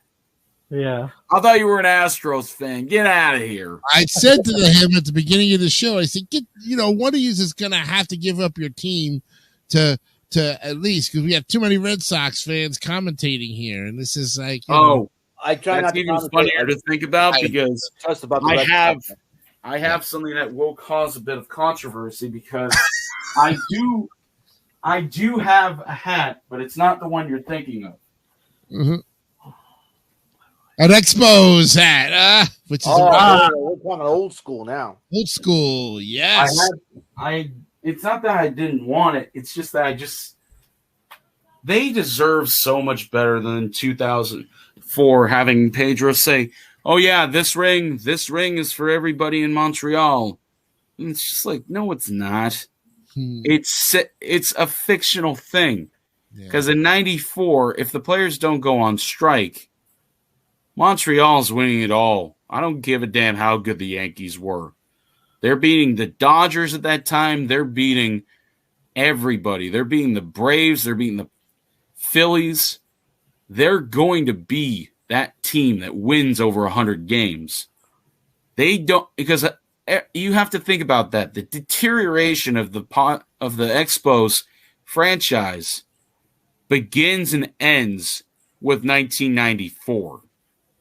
Because in the years after that, Martinez is gone, Alou's gone, Walker's gone.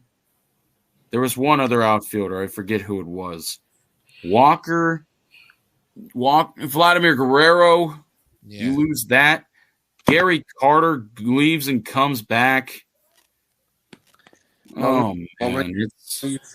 What were you showing, Jason, Joey? I missed it. Montreal Expos hat. That's another thing that was around before you were born. Collector's item, big time.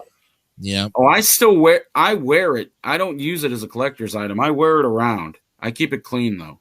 There are some people that still flash those old teams. I mean, because look, I would love for somebody to have one of those like really cool Seattle Pilots hats, like the team before the Brewers. Because the Brewers became their own team afterwards because of Bud Selig, but the Mariners would have to wait another 8 years after 1969 to have another team, which is actually interesting to think about because the Giants almost went to Tampa Bay years ago, and that got axed because Colorado and Miami. Colorado's been to the. That's the ironic part. Every team in the major leagues, except for one, has been to the World Series. Seattle broke its playoff drought, but they haven't been to a World Series. They haven't been. 2001 was. Yeah, wasn't that the year that they won 118 games and got shot? They won 116 games. They lost to Cleveland. I think they beat Cleveland, and they lost to the Yankees in 6. Yeah, because of who? David Justice. That name alone sent shivers down every Braves fan's spine because in 2000 he had a fantastic playoff. I was going to say one thing to Chester though. Jeremy Pena is just going to be your guys' starting shortstop. He hit 253 last season. His on base is about as high as Snoop Dogg was originally. He's high as a kite. Yay. But he played great in the playoffs, but you need a shortstop that can hit. You guys got rid of Correa. That's another saga for another time, but the Giants had him. The Mets had him. Not trying to rub salt in the wound either. I was talking to my friends about baseball and everything. How do you not get Carlos Correa in that situation? Mm-hmm. The shortstop field was insane this offseason. You have Bogarts going to the Padres. You have Correa going to 3 different teams and then finally setting on Minnesota. Machado, who's playing third base now but can play shortstop, he goes back to the Padres for a lot of money. And then Trey Turner. I think Trey Turner went to Philly. Yes. Yeah. Philadelphia better. Also, Correa, he's a leader. He needs to be a leader because that was one of the big pieces that they lost. Houston did. I know Houston's done a lot of stupid stuff, but I think about it this way. Houston has come a long way, and the A's and Houston have gone in two different directions in the last 10 years. 2013, for example, the Astros lost 100 games, 3 straight seasons back then. 2012, 2013, and 2014. 2015, they start coming out of the doldrums. 16, they're starting to win the division. 17, they win a World Series. 18, they win the division. They lose to the Red Sox in the playoffs. 19, they go back to the World Series. 2020, they don't make the World Series because they lose to the Rays. 21, they go back to the World Series again. They lose to the Braves. 22, they go back to the World Series again, and they win. Because a decade ago, they lost 100 games. They had guys like L.J. Hose and everything. They had Hank Conger at one point, and they had Charlie Morton a long time ago, too. They went through this systematic change that long rebuilds don't happen anymore. The A's were winning the division in 2012 and 2013. They went to the wild card game. 2015, they started to slip up. They had guys like Billy Burns and Billy Butler and those guys. 2016, they're bottoming out. 2017, still on the bottom. 2018, they win the division. Mm-hmm. Yep. 2019, they were still good. They went to the playoffs. 2020, they win the they go to the playoffs again. They lose to an Astros team, and that still burns me up that they played in Dodger Stadium in the middle of freaking fall, and all of a sudden the ball starts jumping. Everyone's complaining about there not being enough morning postseason games. Dodger Stadium in the middle of the fall was in almost 90-degree heat, and every ball was flying.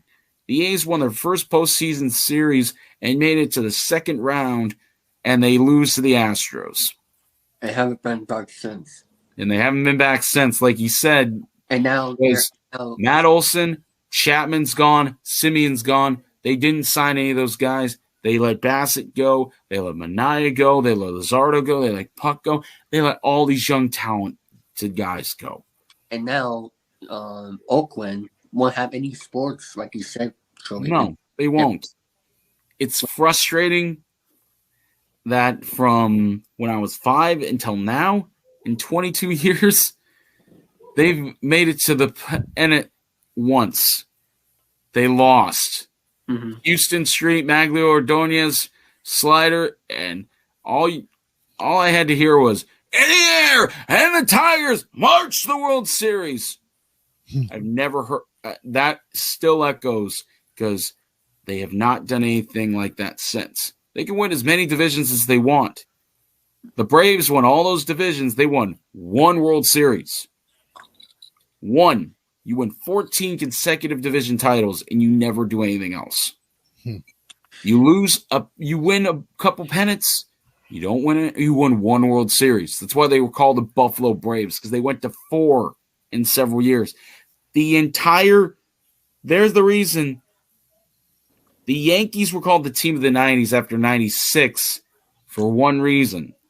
They won in 96, 98, and 99. They didn't win in 97. Thank Christ for the Indians, who managed to whoop them twice. Because we would have been talking about Yankees winning in 96, 97, 98, 99, and 2000. They would have had their second 5-peat in 100 years. They were the only team to do it once from, I think it was 1950 until 1955. No, it was 49 to 54. 55, they lost to the Dodgers. Mm-hmm. Like, if your team moves to Vegas, will you still support them? Yes and no. I'm not going to Vegas to go watch baseball games. So, The Las Vegas Aviators, formerly known as the 51s, play in 115-degree heat during the summer. They have to move most of their games to late afternoon and night, so it's not 90. So even when it's 99 degrees out, But what it's if cooler. the stadium is indoors, like Texas? Or like a dome, you know. Like I said, Money. green and gold are the team colors. Green is more than half the color scheme. That's what you need if you're going to Vegas. Then I need to get either a hotel or something because I'm not going and sitting on the strip. It would be $1 billion stadium as well. So, I mean, Jesus Christ. I mean, the You only get it. The Coliseum's leaking. The bathrooms back up into the dugouts. They don't want to put money into this team anymore because they don't think anything's going to happen with them. But again, the owner is worth multi-billions of dollars. He's a billionaire like Steve Cohen is. You see what Steve Cohen's doing for these Mets teams. Yeah, man, we will turn around from last year, the last 3 years, getting Alonso and getting all these other guys in to do their things, and you know, it's a big switch. You see what money can buy, and see what happens when you take money away. The A's had almost $100 million payroll at one point. They subtracted Matt Chapman, Matt Olson, Marcus Semien. They subtracted guys like Yoenis Cespedes. They got John Lester. They got Jeff Samardzija. And they got Jason Hamill. None of those guys are around right now. Last time I heard anything about Cespedes was playing games in the outfield in 2020 for the Mets. Then he opted out. And the last time anybody's seen him was a couple weeks ago when he was playing for the Dominican Republic in left field. Yeah, he was supposed to stick around and help us out, but like everything you say, money goes, money talks, and that's where they go. And the A's most expensive player is their second baseman right now. But you got to remember, back in the day, George Steinbrenner with the Yankees had the highest pay role ever. Luxury taxes up to wazoo for how many years? Was it? I think the Mets are paying a bunch of money this year because you guys went so far over the luxury tax. Yeah. You guys are the New Orleans Saints of the major leagues right now. And yet cannot show anything but 101 games wins and a disastrous season last year, which fell apart right there in September. I mean, we had it. Exact time as to when you guys started to slump. I think I'm going to take a look at that. I'm not trying to crap on the Mets. It's just that I know the Braves season before and the season after. Yeah. Because it shows right when the All-Star break is.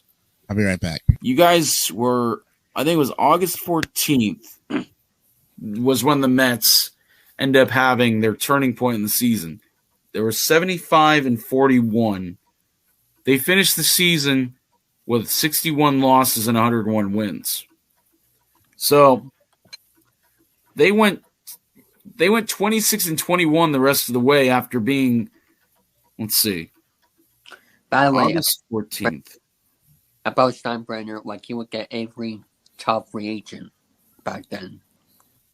Yeah, but he also fired Billy Martin 4 times. That is the biggest Seinfeld Seinfeld gaffe, and he's just like Bob Lemon, Billy Martin, Yogi Berra, Billy Martin, Bucky Dent, Billy Martin. And even when Billy Martin died on Christmas Eve of '89, they were going to bring him back for a 6th time. They were. Yeah. You would never, ever in this day and age see that. A manager being hired and fired 6 times. If you did, they would remove you from position as general manager and or owner and say, you're going to the loony bin now, Mr. Steinbrenner. We'll see you. Because he actually got removed from duty at one point because he started messing around with Dave Winfield and trying to get dirt on him. And they're like, no, you can't do that. Yeah. The Bronx is always burning. Unfortunately, it just smells like straight meat. Well, I mean, you go through all the managers that the Mets have had over the course of the last decade. I mean, you pick out Terry Collins, great manager, Bobby Valentine, another great manager. How about Stoller? Buck Showalter's doing fantastic right now. I mean, the only thing that's pretty much like saving us right now is his positive leadership to keep everybody in check. They're hungry right now. They're hungry. Yeah, you want to talk about a complete turnaround. Oh, I did find that ironic, though, because people forget Buck Showalter's last management position was it the Yankees? No, it was Baltimore. And he finished 2019. He finished 47 in 115. Yeah. That right there should tell you it wasn't him as a manager at that point. Baltimore in 2019, I think that was 68 games under 500, had nothing left, and just pretty much gave up on their season. They sold all their players. Mm-hmm. That is what I'm always afraid of with the A's. That sell the good players, and yeah. Think about it this way: Buck went and had fun being an analyst for ESPN. He came back here a couple years later. Now he went from a 47 and 115 team to a team that wins 101 games and loses only 61. The amount of improvement, that's a 54-game improvement between one team and another. I know the Orioles have been much better under Brandon Hyde. I say much because the Orioles haven't had a playoff appearance since, I think, 2014, because Delman Young was still playing. He was the one who got in trouble in 2007. He threw a bat and hit an umpire, and he got suspended 50 games for it. And that's why Buck Showalter got Manager of the Year last year. As I was going to say, like you said, the turnaround of the amount of games that he won to the one he didn't win a year ago. He fits perfectly with the Mets. He does. He has for a manager of the what I call of the century right now, the leadership to take any team that he would go on and really make them into something that you wouldn't think that they were, which is a dynasty, which is what the Yankees were for such a long time, a dynasty. And they've always been that. Now, Houston, a dynasty, maybe. They're working on it. I can say that much because 2017, 2019, they made a World Series appearance. 2021, 2022. They've won 2 out of 4. They've been to 5 World Series total, and they're 2 for 5. That's 40%. But still, they have not missed a pennant in several years. I think they said since 2018 they have not made a pennant. Yeah, even against the Rays. Yeah. Can you honestly say that the transition from the National League to the American League has helped Houston a lot over the course of the I will even say that it has, because their last season because they don't have to have their pitchers hit anymore. No, and that's the reason. I mean, the switch, same thing with Milwaukee was an American League team all that time. They didn't do so hot in the American League, but then they comes to the National League and they start dominating their division. I don't know if it's just one of those, again, it's that transition to being an American League team versus a National League team. I mean, we could debate that all day if they wanted to. Well, how do I put this? Since they moved to the American League, their first season, they finished 60 under 500. Since then, they have not lost 100 games. They lost 92, and that's the most games they've lost in a season in the last decade. They went their first 2 seasons in the American League. They won 111, which 121 and 203. They haven't been under 500 except for 2020, which nobody really counts. Right. They have not been under 500 since 2014 when they were 22 under. They ended up having A.J. Hinch for 5 years, from 15 until 20 19. And then Dusty Baker. Whatever he touches has seemed to turn to gold. He is like Buck Showalter, even though he had been I think he won 2 World Series with he won 2 World Series with the Dodgers. He never won a World Series as a manager until last season. He's one of the best Hall of Fame. Dusty Baker, yeah. That was the one thing that he didn't have was that ring as a manager, because that's why I think, I mean, there's people that have mixed feelings about the Astros, but at the same time, I was kind of rooting for Dusty Baker because I wanted him to get that ring and just let that noise put to bed. I think Dusty Baker truly deserved it. Yeah. That's exactly it. But that's the thing. They always talk about missing rings. Buck Showalter is one of those. Oh, yeah. Rangers, he didn't really turn them around. He made them better. Arizona, the year he leaves, they win the ring next year in 01 with Bob Brenly. 96 with the, I think it was 96 or 97 with the Yankees. Showalter leaves. The Yankees start that dynasty in the 90s with Joe Torre. Joe Torre, yeah. Left in 95. Showalter left in 95, 96 to 2008. The Yankees win 4 World Series. They go in 96, 98, 99, 2000, 2001, and the first year after Torre leaves, Girardi gets a World Series ring.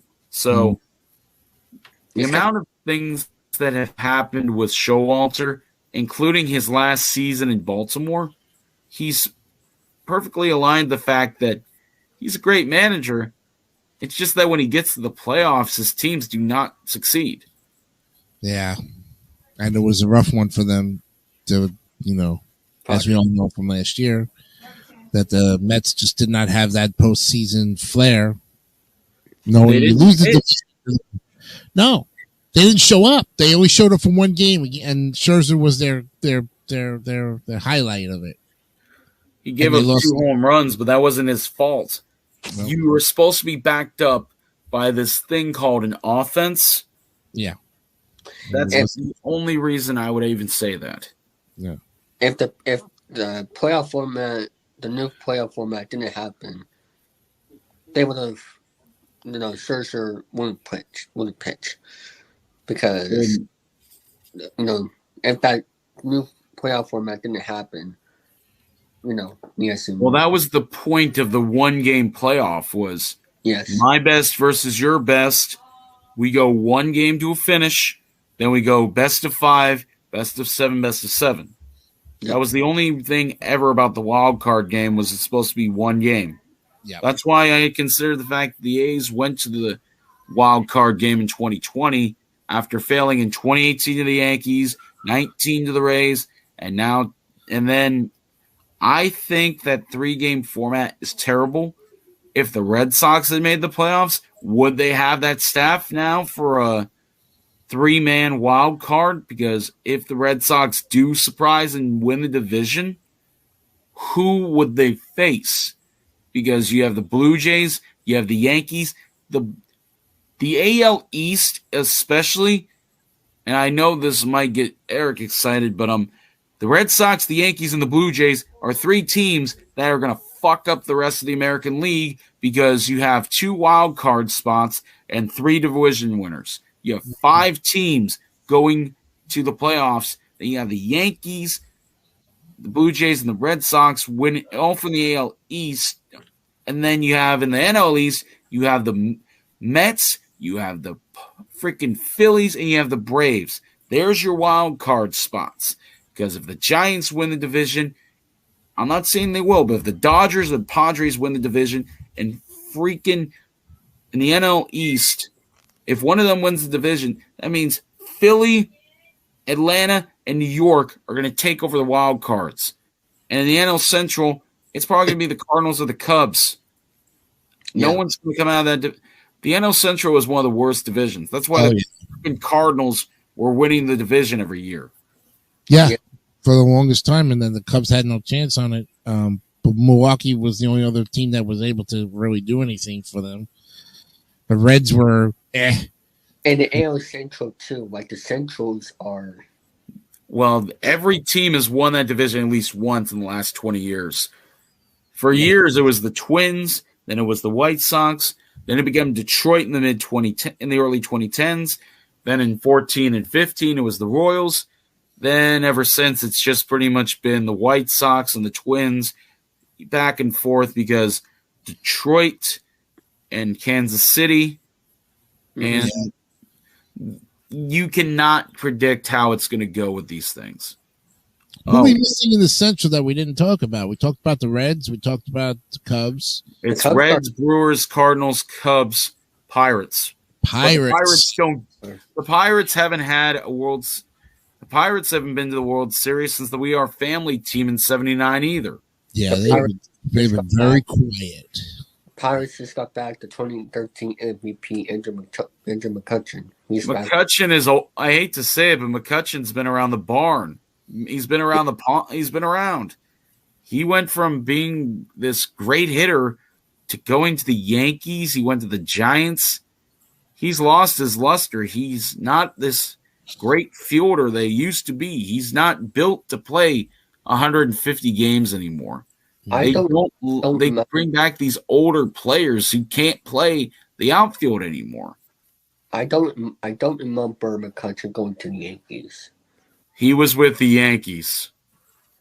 I'll even double check for you, just so I know he went to. I can tell you the most recent team after the Pirates I remember him going to is the Brewers, but I don't remember the Yankees. Yeah, no, he played for the Pirates for 9 seasons. He went to the Giants, played for the Yankees in 18 with the Giants. 2019 he played. In 2020, he played with the Phillies. He's played in the outfield, but it's because of the new retroactive DH. Don't need to hear that. But let's see. McCutchen's best seasons were when he was with the Pirates, but those were the 3 seasons he was with the Pirates in 2012, 13, and 14 because he was a 7-win player. Mm-hmm. That's how good McCutchen once was, but I don't. He played 144 games for the Phillies in 21, and then in 22 he played 134 for the Brewers.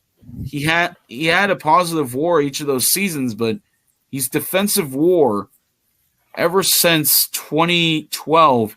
His defensive WAR has just collapsed. His defensive WAR has been terrible. He hasn't had a positive defensive WAR since 19, but even the year he won the Gold Glove, his defensive WAR was negative 0.2. So he's going to be 36. He hasn't been the stolen base threat or anything anymore. He stole 8 bases, but his home run totals have just been abysmal. He's not quite in the Vernon Wells part of his career, but he's getting there. He hasn't had an all-star nod since 15. Like, he's just been middle of the road. He reminds me of what's his name? He played for the Red Sox and he played for the Johnny Damon.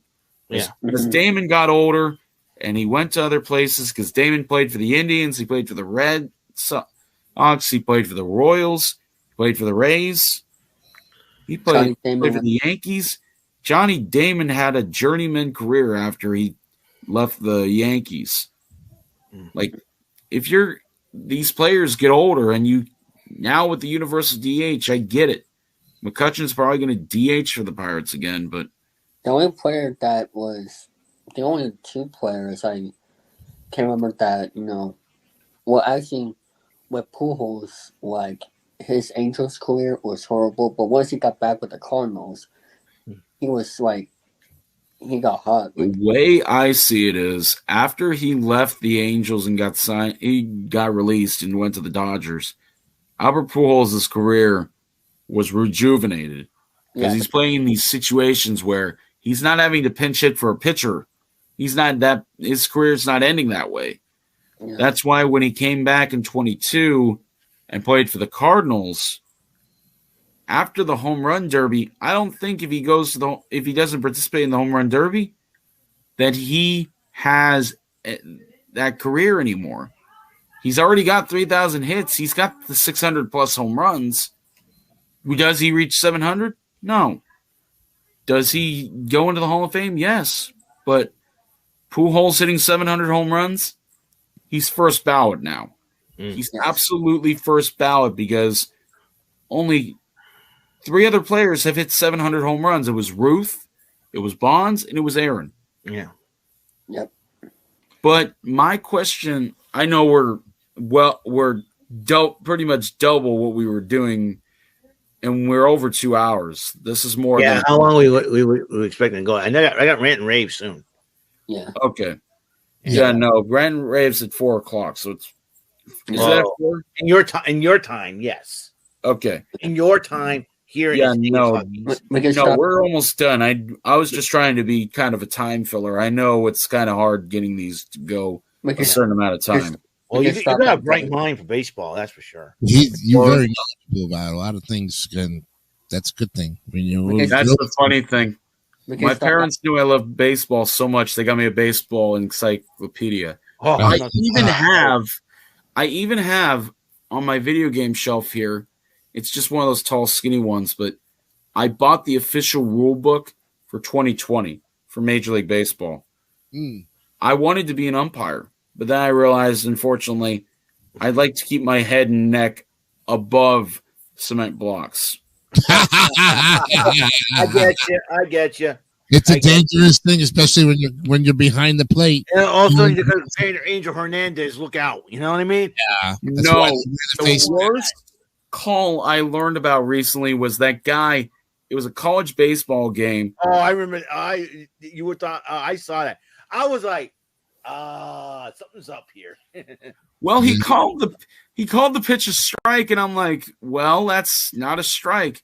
The next one was worse than the Joe Nathan call for, I think, his 300th save. That was Ben Zobrist. It was a game between the Rays and the Rangers.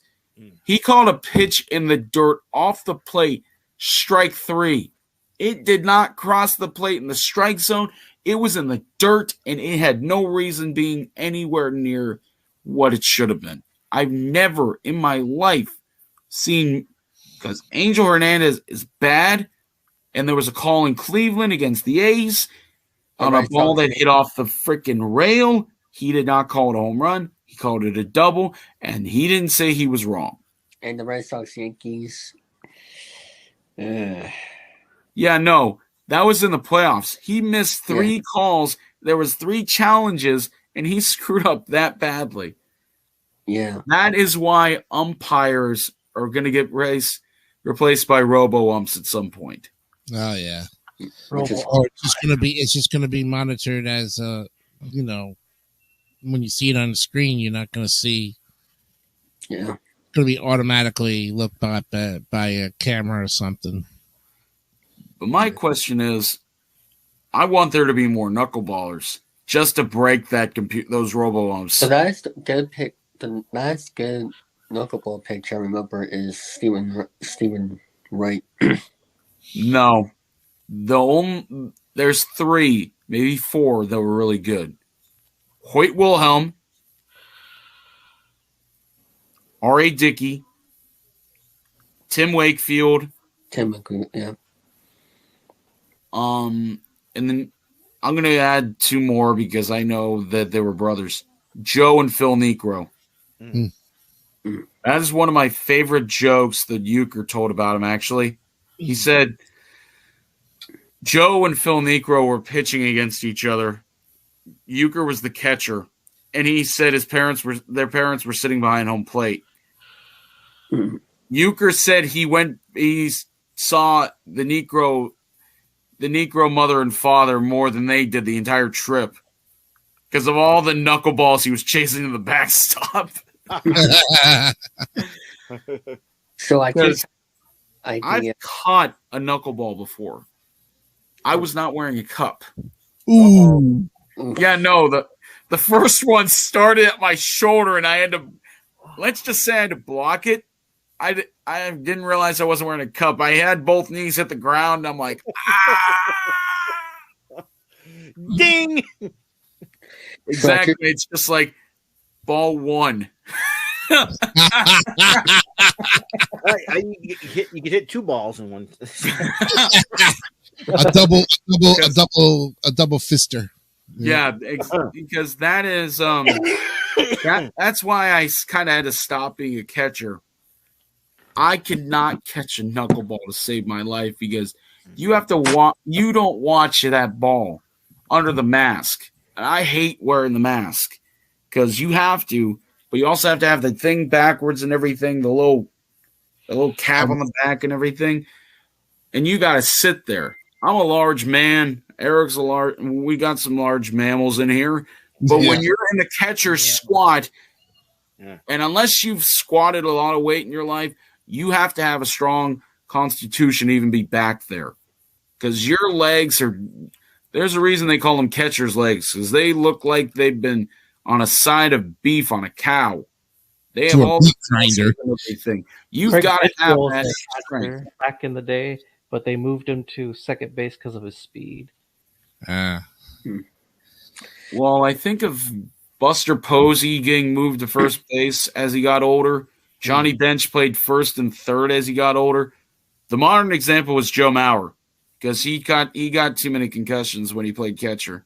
Ooh. But he was a hell of a catcher for the Twins. There's not too many catchers that are like that anymore because the only one that I can think of that's even close is Salvador Perez because he spent his entire career with the Royals. He can hit home runs, cannot walk to save his life. I think he has one of the lowest walk percentages in the entire league. You've got to get on base.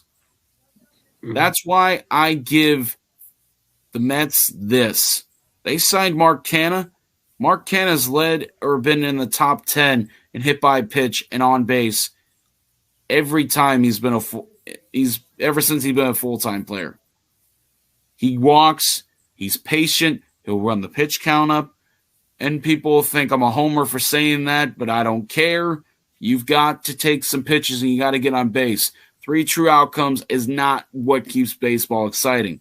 That's why McGuire and that's why Sosa, when they hit a total of 136 home runs and 98 combined, nobody cared.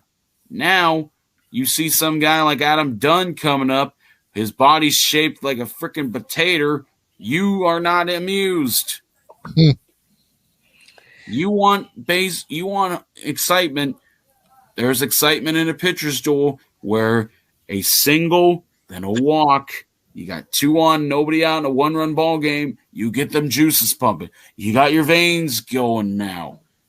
You want that flamethrower out of the bullpen. You want that big power bat up now because you got a 1-run ball game. They have to either walk them. They're not going to pinch hit for them, and they can intentionally walk them, but then they're going to load the bases. This is why I love the game of baseball. It's about making each other sweat, and it's about the percentages. Lefty, lefty, righty, righty, making sure that umpire is just like, get in the goddamn box. That's why I love the concept. But what's a bigger base going to do for the game of baseball besides reduce collisions? They took away catchers getting run over because of an injury. That one I understand. There has not been any bad collisions at first base in a long, long time.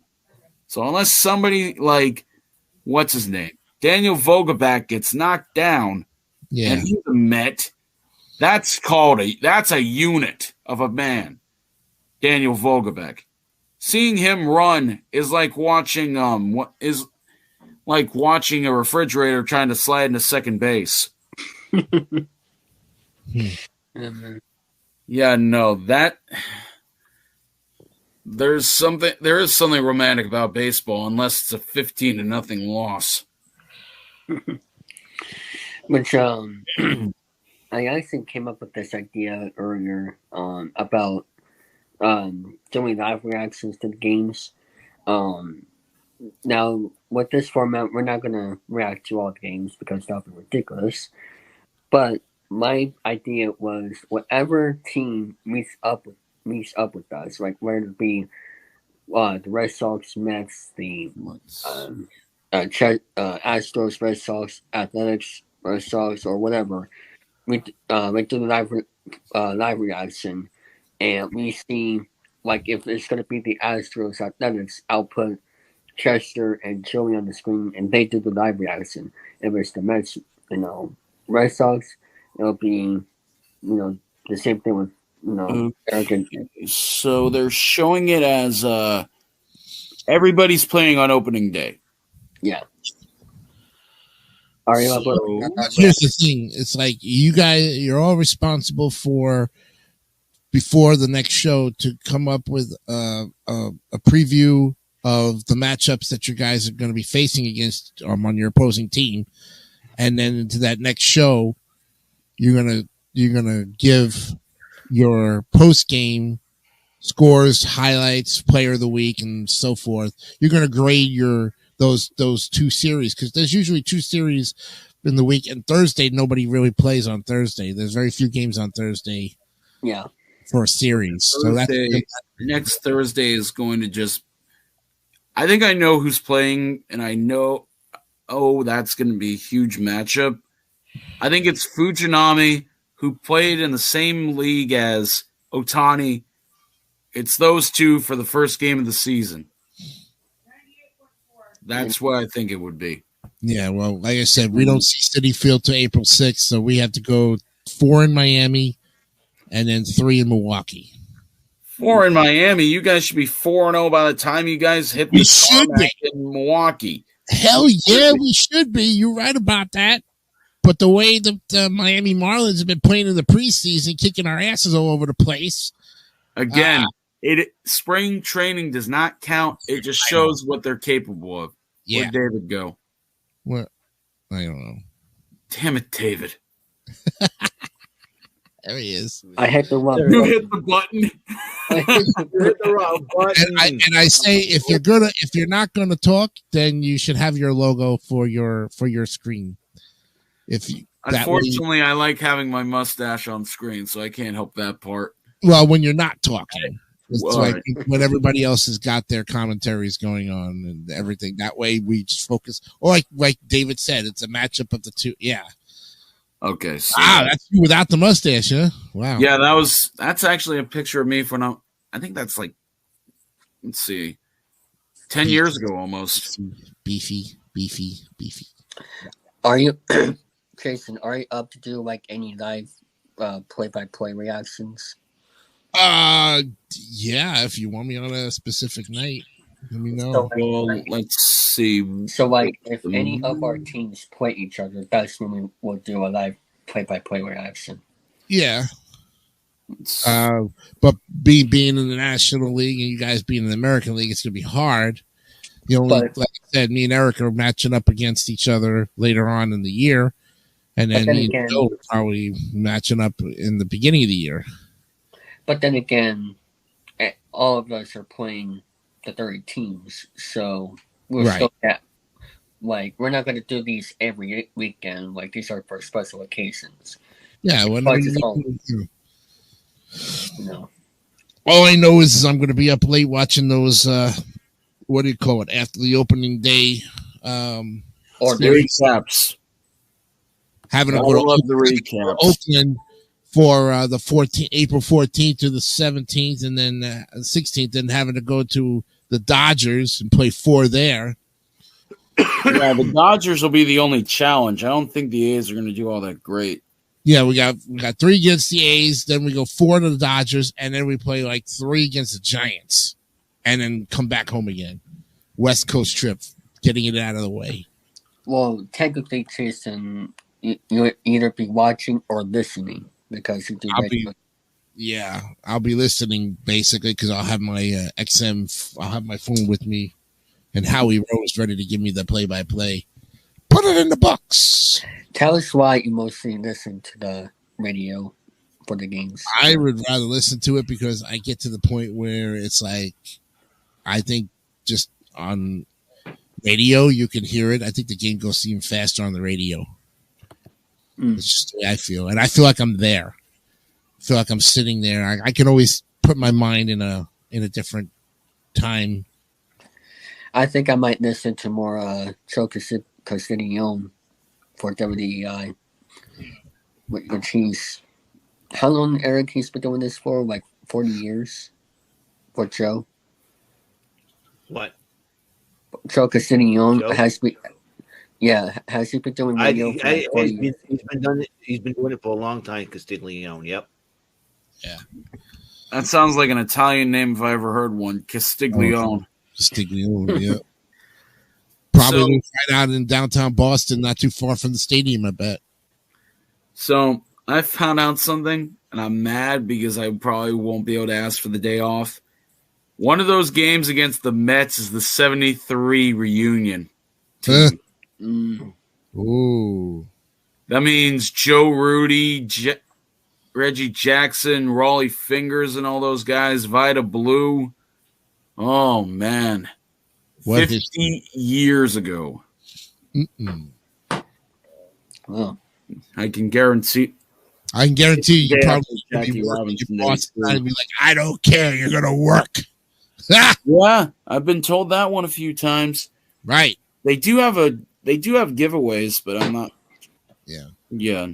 You know, I was in that predicament a lot of times when I was taking a job with a company, and it's like so important to watch game. No, you're gonna work. No, we're scheduling you. Too bad. I need the day Well, if off. there's one thing I've learned, You need to listen to the you can Mets. hook You know? a radio up. As long as they don't see you, just hook the little radio up. You keep, if you have hair like mine, you just keep it hidden a little bit. You keep it hidden. They don't see the little earbud as long as you can hear people. Yeah. That's always been the rule. If you can hear people, well, you got those headphones on. You got like one off, one on, and everything. You're working. You're listening to the ball game, but you're working. It's just like, I'm working, boss. I'm working. Yeah. What's this? Yeah.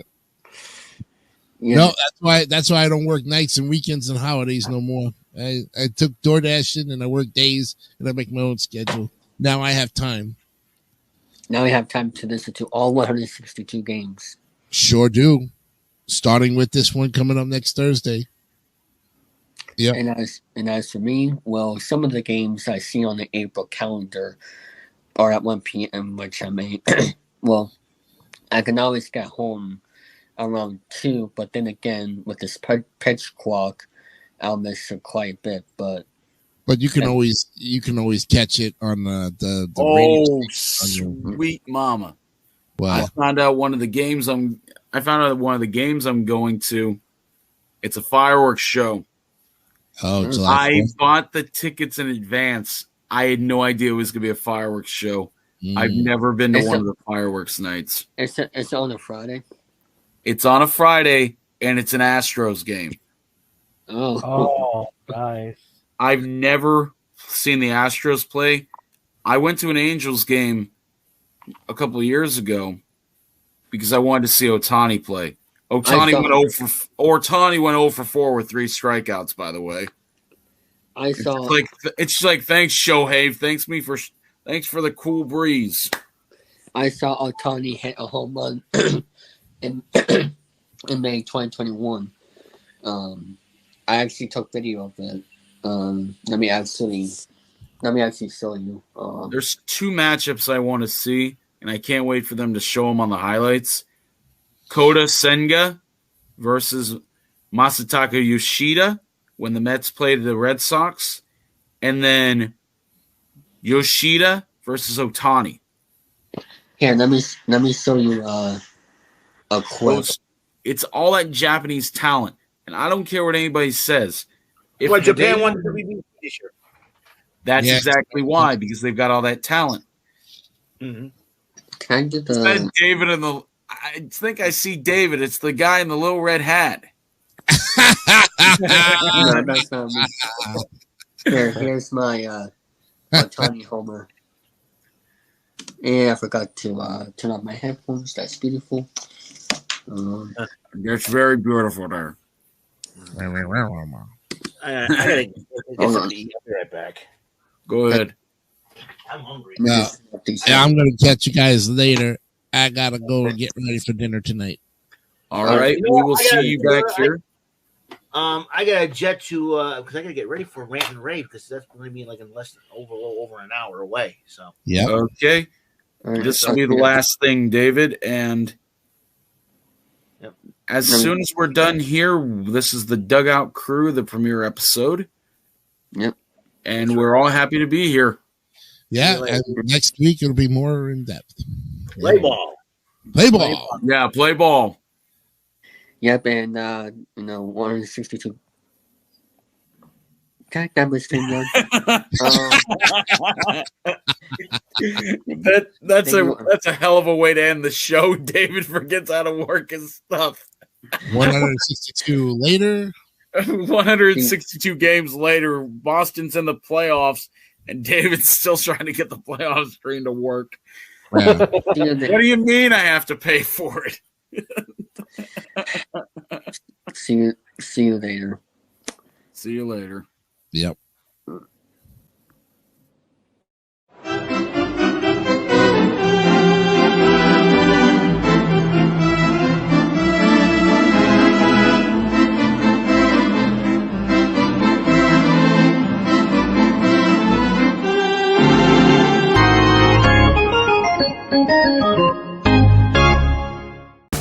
Don't forget to subscribe to the Advertising Network for great more content like this one.